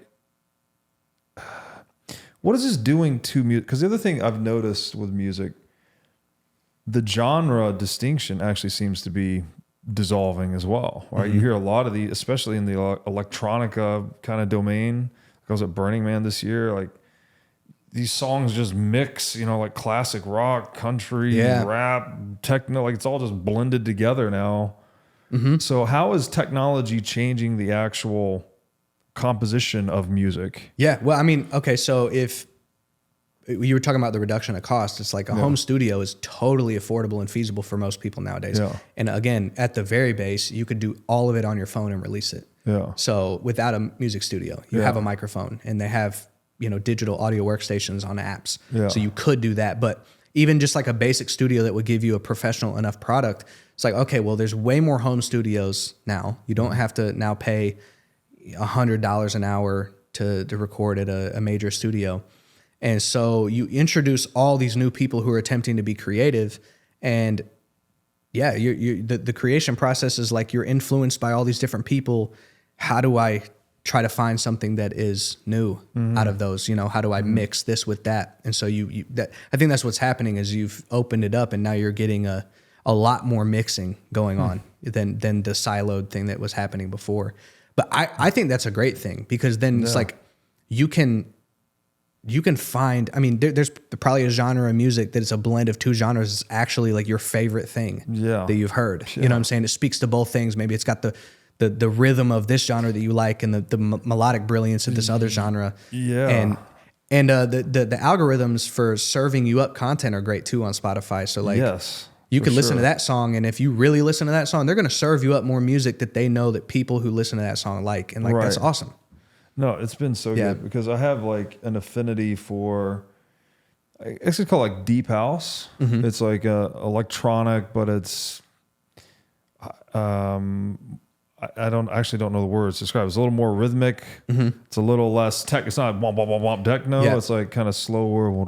Yeah. And then it's like blended with almost like classical Middle Eastern music. Like it's very, ethnic. Like when those two things come together, like, man, there's some amazing songs. Yeah. Like I love it. And then to your point, the suggestion engine is like, oh, you like all these songs, check out these other songs. And I keep discovering, I find new channels on Spotify that I discover new songs, and like I'm constantly updating my playlist. And I'm not a musician by any stretch, but I like to think that I have a good ear. I mean, I guess everyone thinks they have good taste in music because it's their taste. Yeah. But I have a lot of friends that sort of corroborate that. They're like, oh man, you like put together really good playlists.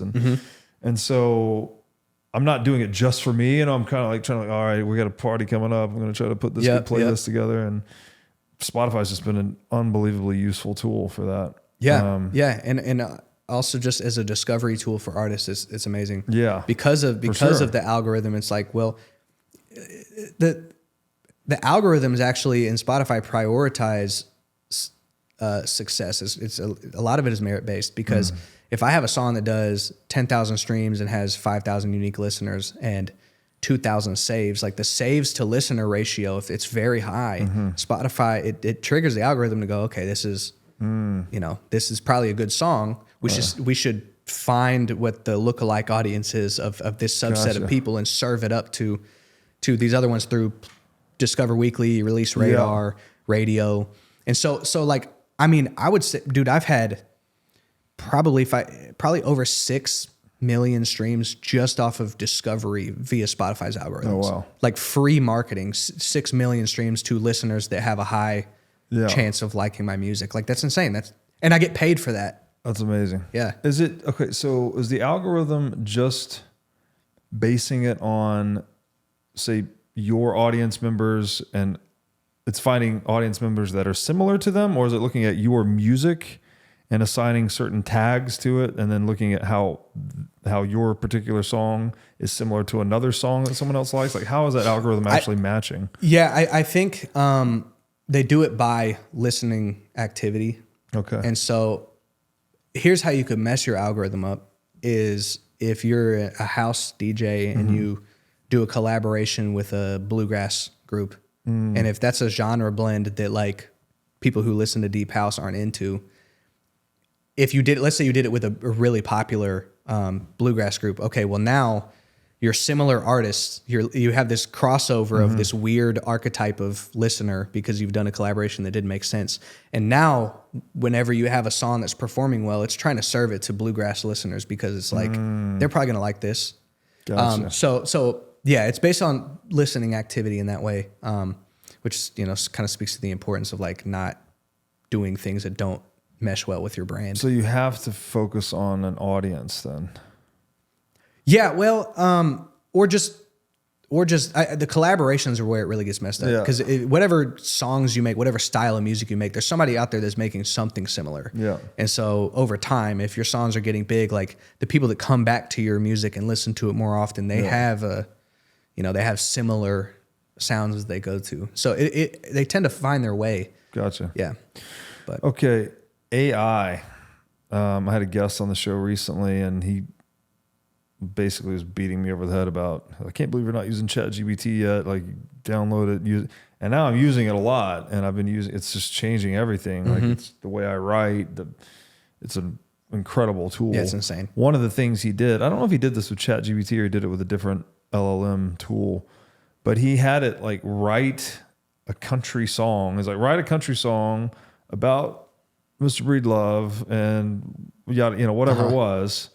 And this thing just literally created a song, and it was good. And it was pretty good. Yeah, like, it was probably Udea. Yeah, it was kind of hokey. I mean, it was like a country song about whatever, Bitcoin podcast guy, whatever. It was kind of like goofy. Yeah. But boom, there it was. Yeah. And I was like, wow, that's pretty incredible. So like, how is AI changing the music industry landscape? Well, there's a lot of ways, and it's kind of changing it in the same way that is changing a lot of other industries. Like it gets kind of deep. I would say the exclusively like music ways, something like Udea, it's like, okay, well, if I pay for this and credit this AI model, then I can actually have royalty-free samples. So if I'm like, all right, instead of having a sample, so if I took an existing song from the 70s that has like a sample I want to make a beat out of, I'd have to contact both the publisher and the the master rights holder, and I would have to negotiate a fee to license that. And if it's a really popular song, it's going to, they might even, for someone my size, if it was a big song, they might just be like, yeah, we're going to take 90% of the revenue. You know what I mean? So you have to do stuff like that. But if it's like, well, I actually like that because it had this tonality to it, and if I can generate an AI, with those descriptors in it and get something that I can resample and not have to pay that licensing fee, then I can make the art that I want to make without the barrier. So that's one. I know some producers that are kind of utilizing that, like sample creation, because you can get unique with, you can get very descriptive with what you're trying to get at, and play around until you find something like truly new. I think just as a tool for just productivity, it's insane. I mean, ChatGPT. I write agreements. I'm like, all right, here's all the things I want in this agreement. Put it in legal language. Yeah. You know what I mean? Yeah. And like, even if it's something really complex, it's like, okay, well, I'll do the first draft through ChatGPT, and then I'll take it to a lawyer to have them look over it and redline it. Yeah. And that's a lot cheaper than having them scratch. Yeah. Do it from scratch. So there's that. There's prompting song topics. You could marketing strategies, all that kind of stuff. But contracts are a place where I really utilize that. I think. On the philosophical side, like I'll do debates, I'll be like, all right, I have this idea I'm trying to work out, can you give me people who are proponents of something similar to this idea and people who would push back, and then I can kind of read through what they think about it, and then we'll have like a back and forth. And it's having a conversation with someone who has access to all the greatest thinkers. Yeah. You know what I mean? It's with collective intelligence, basically. Yeah. So that's really, really useful for learning. I think it expedites things a lot. Like YouTube videos are great, but you're at the whim of whoever the teacher is and how good they are at communicating it and how accurate their information is. Yeah.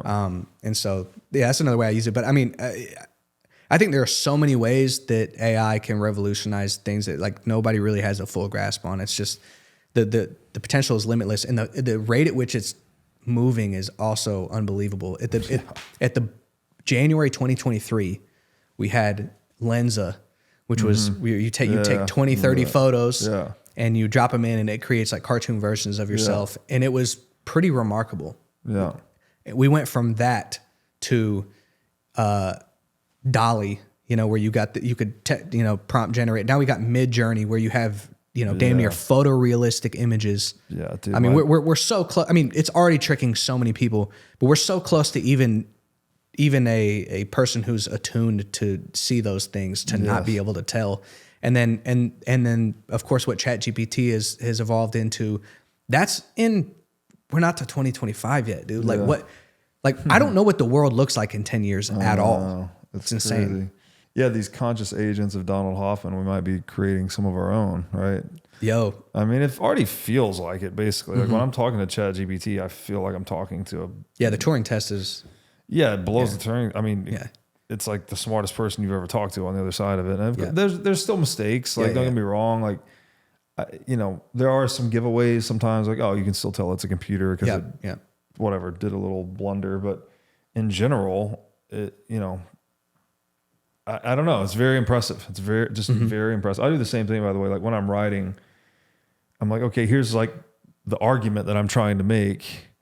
Who are some proponents? Who has written about an argument like this? Proponents and detractors, and like name their books. And then I'll pull their books. I'm like, all right, now write me a 1,000-word summary of each of their books. Yeah. And then also, just lets you like slice and dice and navigate through ideas so much faster. And it's, again, a discovery mechanism too, because I'm finding authors and books I've never heard of, just based on like something that I'm like, oh, this is an argument that I'm trying to make or an intuition that I'm trying to pursue. I don't know how I would have discovered those authors. Yeah. Absent something like a ChatGPT, and like the search algorithm wasn't good enough. A recommendation from someone that typically on social media. Typically on social media, I'm posting something. Hey guys, I'm thinking about this. Like, does anyone know anything? And like, you'll get some feedback. Yeah, but it's not as fast, as accurate, as robust, basically. As what. Yeah, and you've been using like the paid, like the O1. Yeah, I'm using the paid highest reasoning one. Whatever it is. Yeah. Yeah. And also, it does such a good job of blending disparate ideas into each other. Because I've been trying to take different things like that, like I don't have an example off top, but basically two things that it would require some abstract kind of thinking to blend, because there's not a ton of touch points. Yeah. And I mean, I think that could probably be incredibly useful for comedy writing as well. I mean, that's what you do when you write comedy, is you're trying to take two things that don't seem like they have a connection, connect them in a way that's like, oh, like that's funny. Yeah. It's been a trip for sure. And then it also does some stylistic stuff too. Like one of the crazy experiences, my wife's younger sister was showing me the ropes, how to use it the first time I used it. And 'cause she'd been using it for a couple of years. And I was like, oh, what else can this thing do? It's like, can this take a paragraph that I've written and rewrite it in the style of some other author? And she's like, oh yeah, I completely can do that. Like just copy paste, rewrite it in the style of such and such author. And she goes, oh, here's something you could do. She goes, have it rewrite it in the style of Robert Breedlove. She's like, rewrite it in your own style. I was like, how is it going to know my style? She's like, well, you publish stuff on the internet, so it'll figure out your style from that. And I was like, okay. I did that, and it was literally, I swear to you, it was rewriting my own draft that I wrote in my style, a better way, better than me. Yeah. And I was just like, okay, this fucking thing. Yeah. Like, this is ridiculous. That's nuts. Like even when I have conversations with it, trying to do philosophical stuff, I'll type out like a whole thing, and then it'll reiterate what I said, but it'll be more precise with the language. Yes. And I'm like, oh, yes, no, that's what I was trying to say. But it's insane. And do you use it for rap lyrics? No, not really. No. I could. I think what I try to use ChatGPT for is more like to pick up in the non-creative places. Yeah.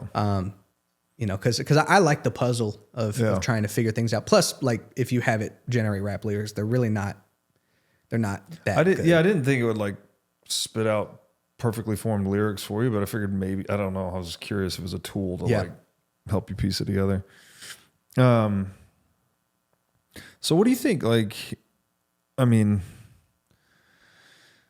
obviously entrepreneurship, I think it's most satisfying if you're doing something that has purpose, right? You're doing something that you care about. I mean, this is probably the best thing about entrepreneurship, is that you actually get to create your own niche in the world and, do the thing, right? Whatever your talents, skills, know-how, however they match up to what the world needs, you can find that unique little point of alignment and then actually do something that you love. And then, as they say, you never work a day in your life. So, how do you think about, I guess, purpose-driven entrepreneurship, and then also like the ethical responsibility that comes with it? I mean, you can be an entrepreneur in some pretty bad lines of work too. Whatever, cigarettes, whatever, something that's maybe not good for people. Subprime mortgages. Yeah, subprime mortgages. Yeah.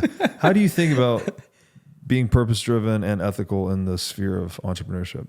Well, I think that's where you get the total fulfillment of your life, is when the thing that is your calling, the thing that is most, important to you, that occupies your mind, you then go and try to find a solution for it. So I think that if you're an entrepreneur that's just driven towards making the most amount of money and capitalizing on, some trend, NFTs or managing OnlyFans girls or like whatever, without regard to like trying to build something that is meaningful to you, then I think that you don't get the richness of the experience of working on that thing. You're hyper passionate about Bitcoin, and you have a podcast called What is Money. It's like these conversations, this probably doesn't feel like work to you. You know what I'm saying? You're exploring ideas.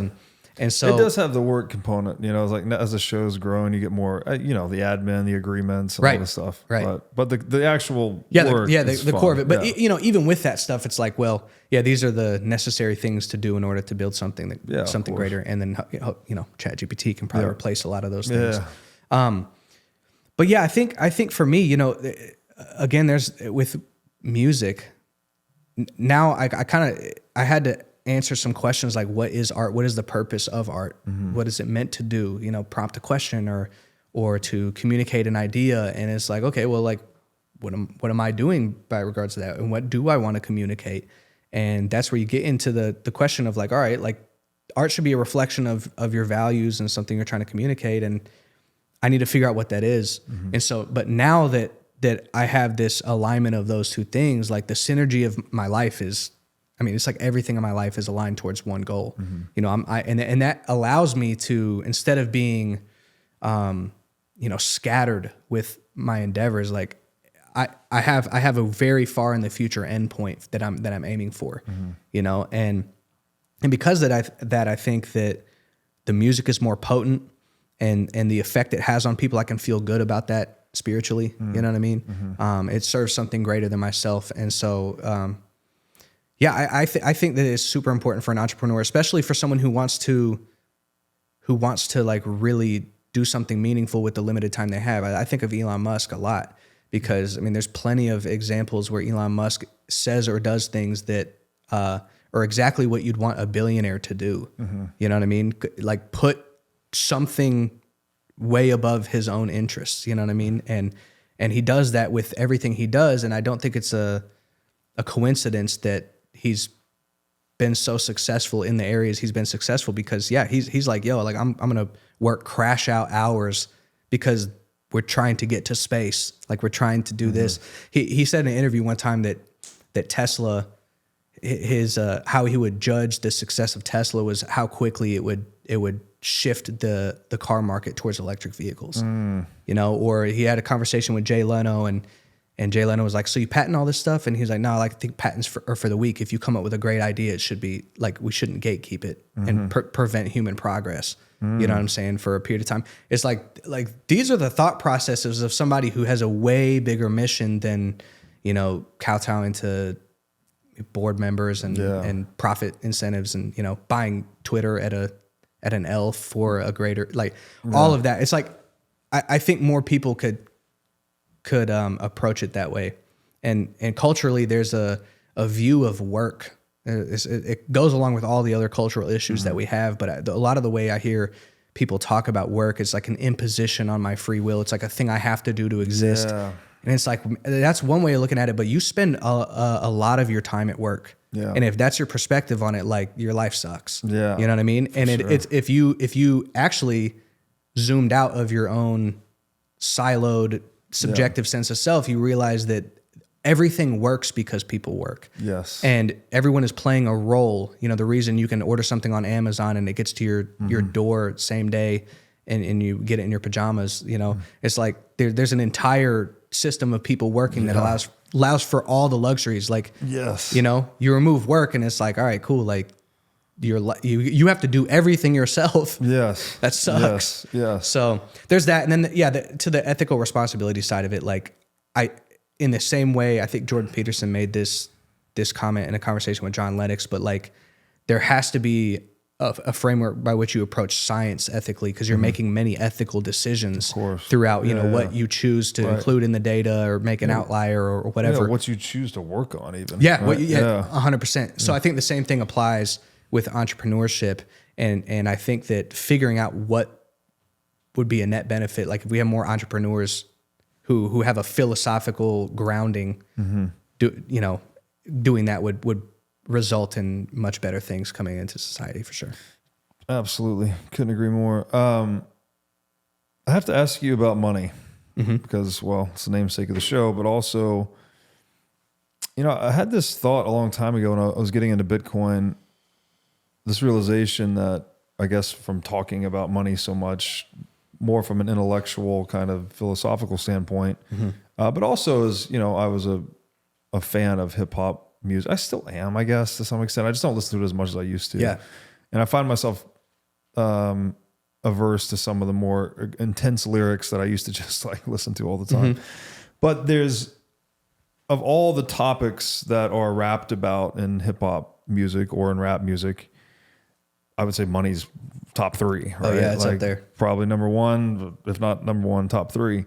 So I guess the thought that I had was like, if we could just get one of these very heavy hitter rap artists to get into the nature of money and talk about fiat currency being an absolute scam. Yeah. You know, instead of like talking about stacking dollars or whatever, it's like someone to be like, oh no, this is a complete fucking scam. You actually need to be stacking sats. Like that would be one of the most culturally powerful ways of like getting the idea into a lot of people's minds, right? Like you brought up Drake earlier, right? What if Drake released a Bitcoin song or, fiat. Well, first we have to get Drake to talk about anything meaningful first. Okay. I just Yes, but yes. I just picked one out of the blue, but yeah, I think we just started a rap beef right here on the show. That ship has sailed with Kendrick. But I get so. What can with the emphasis that rap places on music, what could rap do to advance the human understanding? I'm sorry, rap places on money. Yeah, money.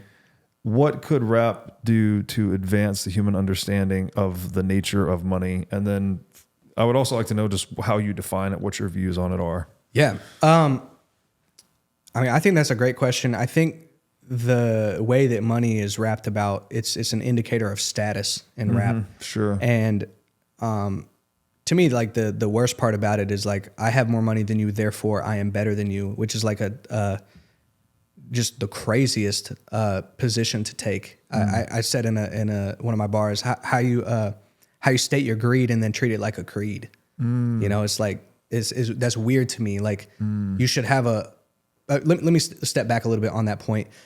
I wrote a song called Level Up, and I was feeling conflicted. The alternate title is Survivor's Guilt, which is what the song's about. And so in the first verse, I'm talking about all the things that my family is going through, all the hardships, you know what I'm saying?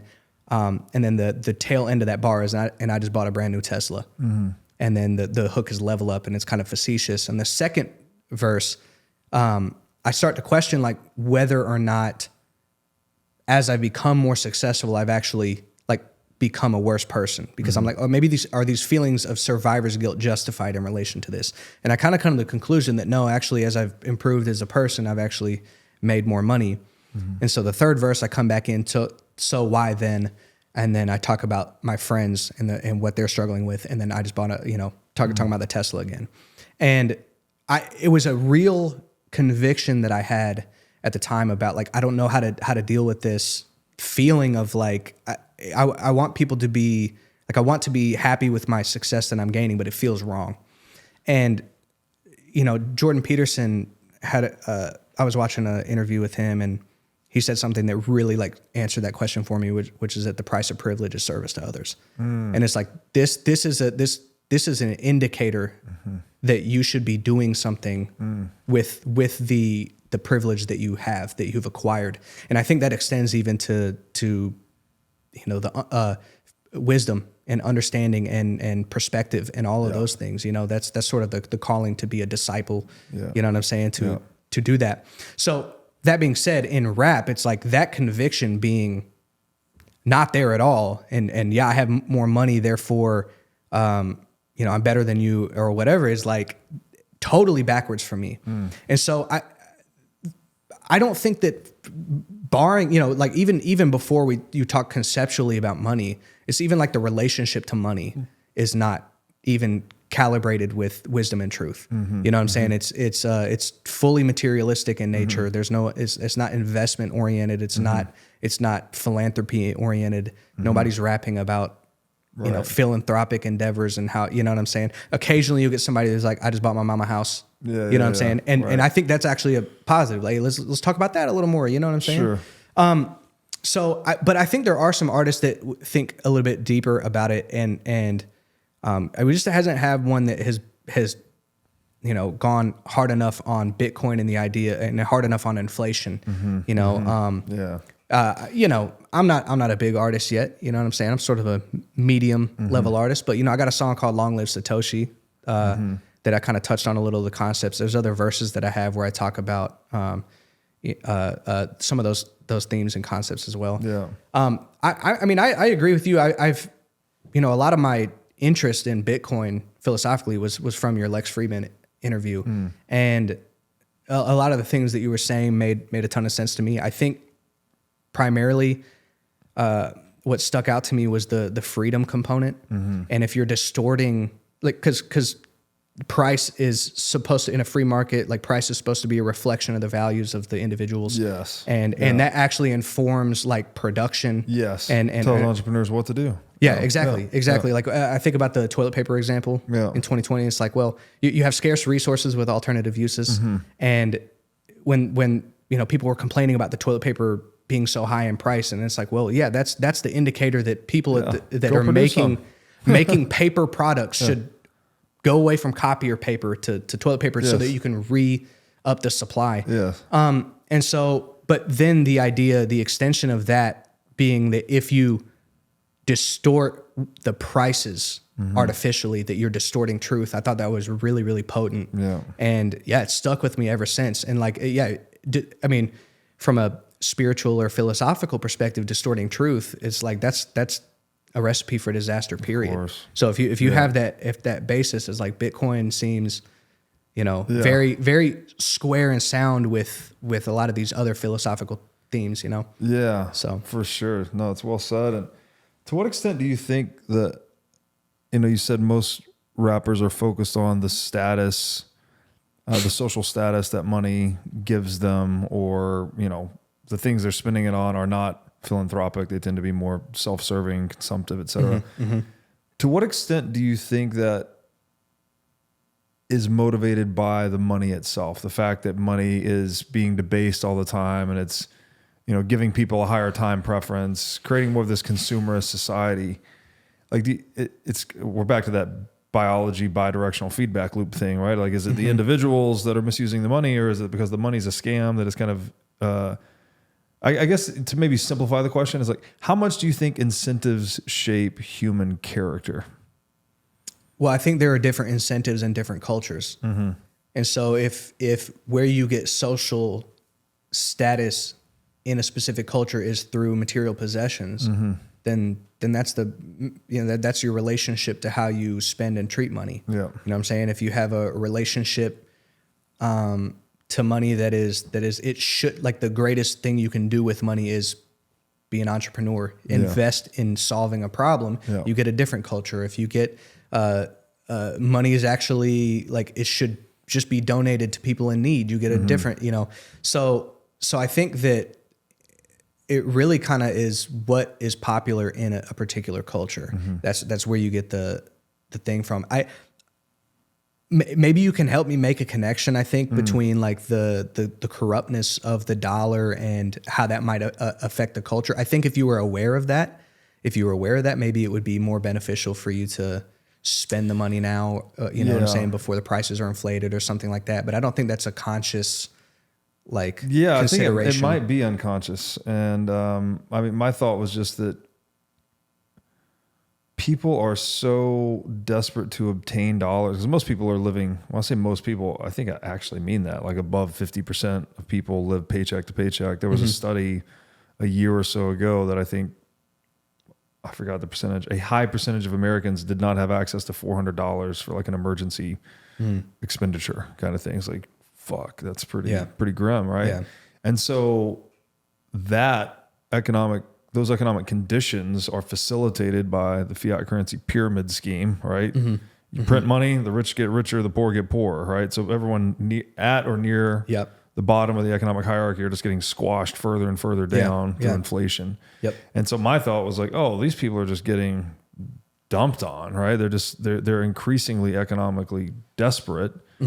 And so anytime they get money at all, it's like, oh, let me just buy anything. And so you just get more of a consumerist. Yeah. Well, so I guess paradigm. But the reason people aren't investing for the future, they aren't thinking about the future. Basically, they're just like, oh, let me get, some. I think honestly that kind of comes down to a spiritual conversation. Yeah. Because like, why are you spending the money in the short term? Like, I think the reason that most people, if they spend money in the short term, is because they want something to satiate a feeling of emptiness.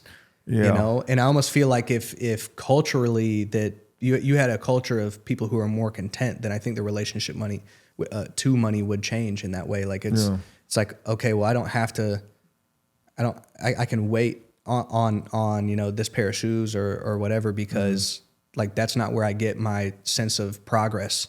You know what I mean, in the world. And I'm not saying that alone gets rid of economic problems, but like even I mean it does solve a lot. Like if you, despite lack of money, if you had a certain level of peace and stability internally, like how much does that matter? So But again, lack of money can affect that too, right? Yeah, that's true. Yeah. Yeah. So it's like there's this feedback loop. But anyways, it's hard to draw the causal connection, but I do see on the opposite side of the fence where like people that start saving in Bitcoin and your savings start compounding at 200% year over year. Well, all of a sudden they become much less consumptive. Like they tend to be much more likely to save and invest rather than just spend all their disposable income. Yeah, and that makes sense. That's true. But then it's like also like the type of person that would invest in Bitcoin at this stage of adoption are probably much higher correlated to people who care about, or have a better relationship to money, maybe. Yeah, but I don't know. Yeah. I mean, I've seen it in my own life, and I've seen it in the lives of others that it does change your relationship to money when the money, when the savings works. Yeah, yeah. Instead of prices going up over time, prices go down over time in that's a good Bitcoin. point. So it just gives you this incentive to delay gratification, and when you delay gratification, you start engaging more in capitalism proper, right? You're saving and investing. Yep. And so I don't know to what that's a big like unknown. It's how much is our character influenced by that? Like if we actually start delaying gratification and we lower our time preference, well then do we become better people? I think the delayed gratification component is I mean that's a back to the ego conversation. I think that's another iteration of that. It's like the longer, like the further out you push the version of yourself that you're living for, the more fruitful it is, but the more short-term sacrifice it requires. But you see that in fitness, you see that with money. And then I think there's even something to this idea where like a lot of people change dramatically when they have a child. I just had a son. For sure. And it's like, I think it's because for the first time, they've actually just gotten a heavy dose of ego dissolution because it's like all of a sudden it's truly not about me anymore. Yeah. And then, so now you're like living with beyond your own life. Yeah. As genetic your ego dissolution. Yeah. And, but then taken to its fullest extent, I think there's probably something there that like, what does it mean to live your life with the idea of an eternal creator in mind? Yeah. And I think that, again, back to that kind of like model of moral order, it's like everything kind of falls in line with that. I was thinking of, in the Foundations of the West, docuseries with Jordan Peterson, he was talking to Bishop Barron, and he brought up a point that I thought was pretty potent in Genesis, which was that God gave Adam and Eve immense divine freedom to eat from every fruit except for the one that was the knowledge of good and evil. And his point was that you don't, the one fundamental axiom of moral judgment is reserved for God. That's instituted and is an emanation of God. And so you don't play with that one, and everything else, all the other fruits, creativity, entrepreneurship, science, whatever is up for grabs. And so, I think 100%, like if so to make a point that Bitcoin serves delayed gratification, 100% would square with that. And so to that extent, I 100% agree. Yeah, it's verdict is still out, I suppose, but there does seem to be some promising anecdotal evidence. And again, what I've seen in the lives of others and in my own life, but also I also became a father around the same time I got into Bitcoin. So it's hard to disentangle what part of that is, your time preference lowering because you're a father versus getting into Bitcoin. So you quoted Jordan Peterson as saying, I hope I'm saying this right, the price of privilege is service to others. Yeah. And Christ is known as the servant king. So I guess he was like the pinnacle of that sort of philosophy there. What is your relationship to, what are your religious views? Like do you consider yourself a follower of Christ? How do you actually try to implement that into your life? What does that look like? I'm still on a journey. I had to come at it from more the philosophical side, but I think I'm getting pretty close. I mean, I think what's left for me is to examine sort of the historical evidence. But as far as the potency of the moral value and the even understanding like the metaphysical cases for God, I think those things I'm fully on board with. I think there's just like a couple more steps for me to make. But I attend church. A lot of my friends are Christian. I think I'm attracted to almost more of like a Christian mysticism kind of, something something that kind of pulls in some of these other ideas. But yeah, I'm just on a journey, bro. Like honestly, you know, philosophy means the love of wisdom, philosophy, and it's like that's probably the best way to describe like why I'm so excited about this topic is like I want to become more and more of service to others. I want to, you know, go even further in that direction. Find blind spots in my own character, get rid of those so I can be of service to more people. And yeah, so I'm constantly like hunting for that. I know, you know, I study philosophy, definitely, you know, automatically like, you know, you get this kind of pretentious thing, but it really just kind of comes down to I'm trying to like, I'm seeking wisdom and trying to figure it out. So what I tell my Christian friends is like, if Christianity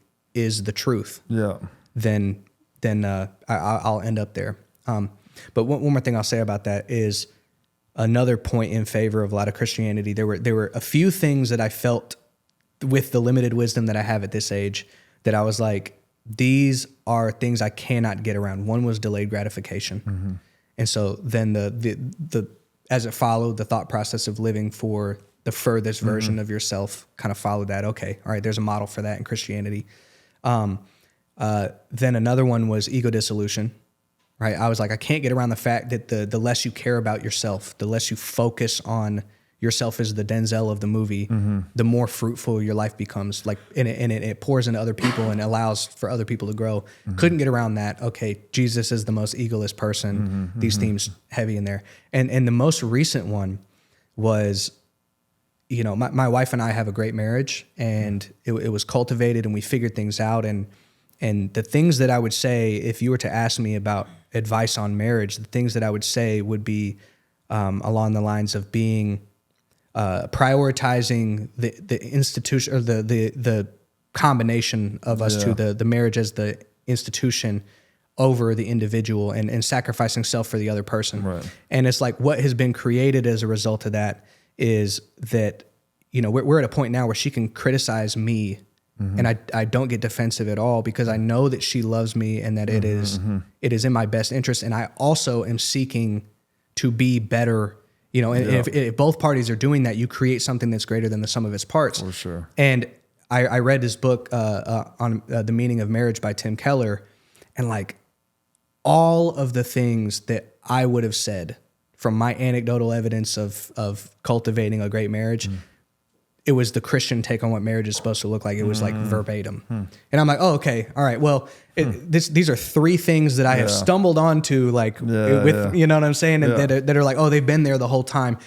Those are three areas in which it's very like potently in support of Christianity. And last little note on just marriage, though, I actually think that marriage as an institution kind of falling apart is horrible because of, I mean, for many reasons, but one of them is because of, you know, if you're dating somebody and they start to, you know, after the puppy love stage kind of goes away and they start, you know, critiquing you or being like, hey, you do this thing that I don't like, you start to feel attacked. Your ego starts to feel attacked. And if you're like, oh, I'm going to run away from this because they're trying to change me as a person, then it doesn't prompt individual change and growth. Yeah. And so if when you get into a marriage, if you really like hold true to like, we're going to weather the storm of this, eventually, if you guys are working in the same direction, you get ego dissolution individually, and that manifests in how you like treat other people and whatever. So if you have a society that prioritizes marriage, that process happens. If you're going to be happy, you have to learn how to with another person. You have to learn how to cater to their needs, which requires maybe you doing things you don't want to do. And so, that's another way. Like downstream, like things just kind of fall apart because you get just our culture is so selfish nowadays. You know, work's an imposition on me, and you know, you're trying to change. I shouldn't have to change who I am to be with you. It's like, actually, that's the feature, not the bug of marriage. You should change. You're not perfect. Yeah. You know what I mean? Yeah. No, it's occurring to me as you're describing that, and maybe in some way in marriage, like the two people come together and they take their individual dissociative boundaries and they push it out into one dissociative boundary around the two of them. Right. So it's like, you're supposed to be like, my wife and I too, I try to talk to her as though I'm how I actually think about she's doing a thing. I'm going to give her the very honest, raw feedback, right? And obviously there's, you know, you're not going to tell her she looks fat in the dress and all that, you know, there's all these like little whatever things. Not she looks great, but you know, you're trying to get very brutally honest with this other person. Yeah.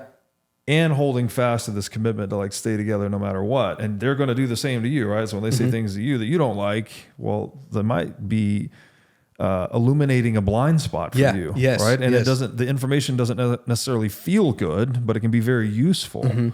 And so that, you can create, you become one individual basically. Yeah. And then when you, and one like flesh. you said, one flesh. And then you are then more than the sum of your parts because you can watch each other's backs and complement one another's shortcomings, et cetera. And I feel like the beauty of that is not communicated at all in mainstream culture. Like we've completely lost that. It's like, and it's like, yo, like, dog, my relationship with my wife is awesome. She's my favorite person in the world. Like, you know what I'm saying? We're best friends. Like you know, she's got my back through anything. And it's like, yo, you do want this. Like, you know what I mean? Like we shouldn't be like, no, that I can't settle for one. I gotta, it's like, you know, we need more voices that are kind of putting forth those ideas in, you know, I mean, I feel personal responsibility to communicate it in art. You know what I mean? And I think everybody should communicate truth to the best of their ability through whatever their talent is. Yeah. So well said. Yeah. And then, I mean, I don't consider myself to be Christian per se. I like to say that I'm trying to imitate Christ or to be a disciple of Christ and not just Christ too. It's like also Socrates, also very worthy of imitation, what he does in the domain of rational dialogue. I actually think Satoshi Nakamoto is worth imitating, right? Like in terms of entrepreneurship and timing and generosity, like he did a lot for the world. Yeah. And took no credit for it and just disappeared. Like there's a lot to be said there. You know, you've brought up selflessness a lot today. And that guy is pretty damn selfless as far as I can tell. So having these role models seems extremely useful. And it doesn't discount, I'm not saying that Christ is just a role model and he's not also God. And, you know, I'm just like, without going into all of that, you could just say this and have some real utility in your life from that. So I try to share that message in a way that would appeal to younger me, because younger me was not going to be inspired by kind of the Jesus freak narrative, right? Like, you know, if you just come at me Bible thumping saying Jesus died for our sins and you just got to love him, and I'm just like, you sound like a crazy person to me. You know, like I need to know something that's a little more concrete. And so this is the way that I've approached it, and it's the way that I'm trying to share it, is like just that imitation is the core mechanism of cultural transmission, and you need to imitate well, you need good role models. Yeah. No, I mean, I share the same kind of position. Like I always talk to I have a lot of Christian hip hop friends who are super dope artists. And I kind of, you know, if you take the marketing funnel concept, but you just apply it to just like, okay, bottom funnel is like worship music or hymns. Yeah. You know, this is for the person who's fully bought into the language of this thing. And then you have, you know, outside of the funnel is, you know, satanic, whatever. Yeah. But there's a lot of people who are just like secular and Christian hip hop. Yeah. And in the center are a bunch of like, there's a bunch of untapped potential and people that can be captured by like, you know, reframing certain ideas or coming at it from different angles. I mean, Jordan Peterson has been one of the best people for that. I mean, you know, he hasn't largely inspired by him. Yeah. So, you know, but I mean, again, Jordan Peterson was like a super important person in my life in bringing me more to that, you know, despite having yet to fully be like, I'm a Christian and, you know, so. Yeah, to articulate the value of the ideas through a scientific lens was very useful for me to warm up to the ideas and to lean into it, to study it more. And then I've arrived at kind of my own, not my own, like it's still based on other people's work. Like a lot of this is based on the work of Rene Girard, talks about mimetic desire and imitation. But, anyways, I just think it's something like when you, younger men, like we really think we know, we're kind of, obviously I'm generalizing here, but a lot of younger men, we tend to think like we've got it figured out at some point. But when you're in that stage, you're blocking yourself from the actual pursuit of wisdom. Like again, Socrates, right? The only thing I know is I know nothing at all. You need to get to that point where you realize that knowledge, even if you have the right knowledge, it's provisional, right? There's probably going to be a deeper answer at some point, right? We think for every action, there's an equal and opposite reaction until E equals MC squared, and that doesn't make it untrue. It's just like, it's a lower resolution truth. Yeah. And so what am I trying to say? I guess just like the ability to look to what tradition has given us, what nature tells us, and take that as presuming that is right, basically, that it's lasted so long and been around for so long, and that whatever you think in your own narrow little conception of reality, like, you're probably wrong. Like, there's a chance you might be right. You might add to that stock of tradition and collective wisdom, but pretty small chance. Yeah. Especially when you're in your early 20s or whatever it is. So, I guess just trying to get that message out there, like, tread Have humbly. humility. Tread humbly, yes. Yeah. Listen to your elders and listen to nature and listen to tradition. There's a lot of wisdom there, even if you don't understand it yet. Yeah. And you may never understand it, but it's like, we've collectively discovered this over a very long period of time. Yeah. So 100%, man. No, that's great. Oh, dude, I appreciate you coming out here. Thank you for having me, man. For real. Am I the first rapper on? I think you are the first rapper. Let's go, the first dude. rapper on the What Is Kendrick, Money show. bro. Yeah. You know what I'm saying? Beat you to it. Awesome, man. Maybe we'll have some more on here one day. But this was a lot of fun. Enjoyed rapping philosophical with you. So thank you for joining me. Thank you, brother. Awesome. Thanks for watching.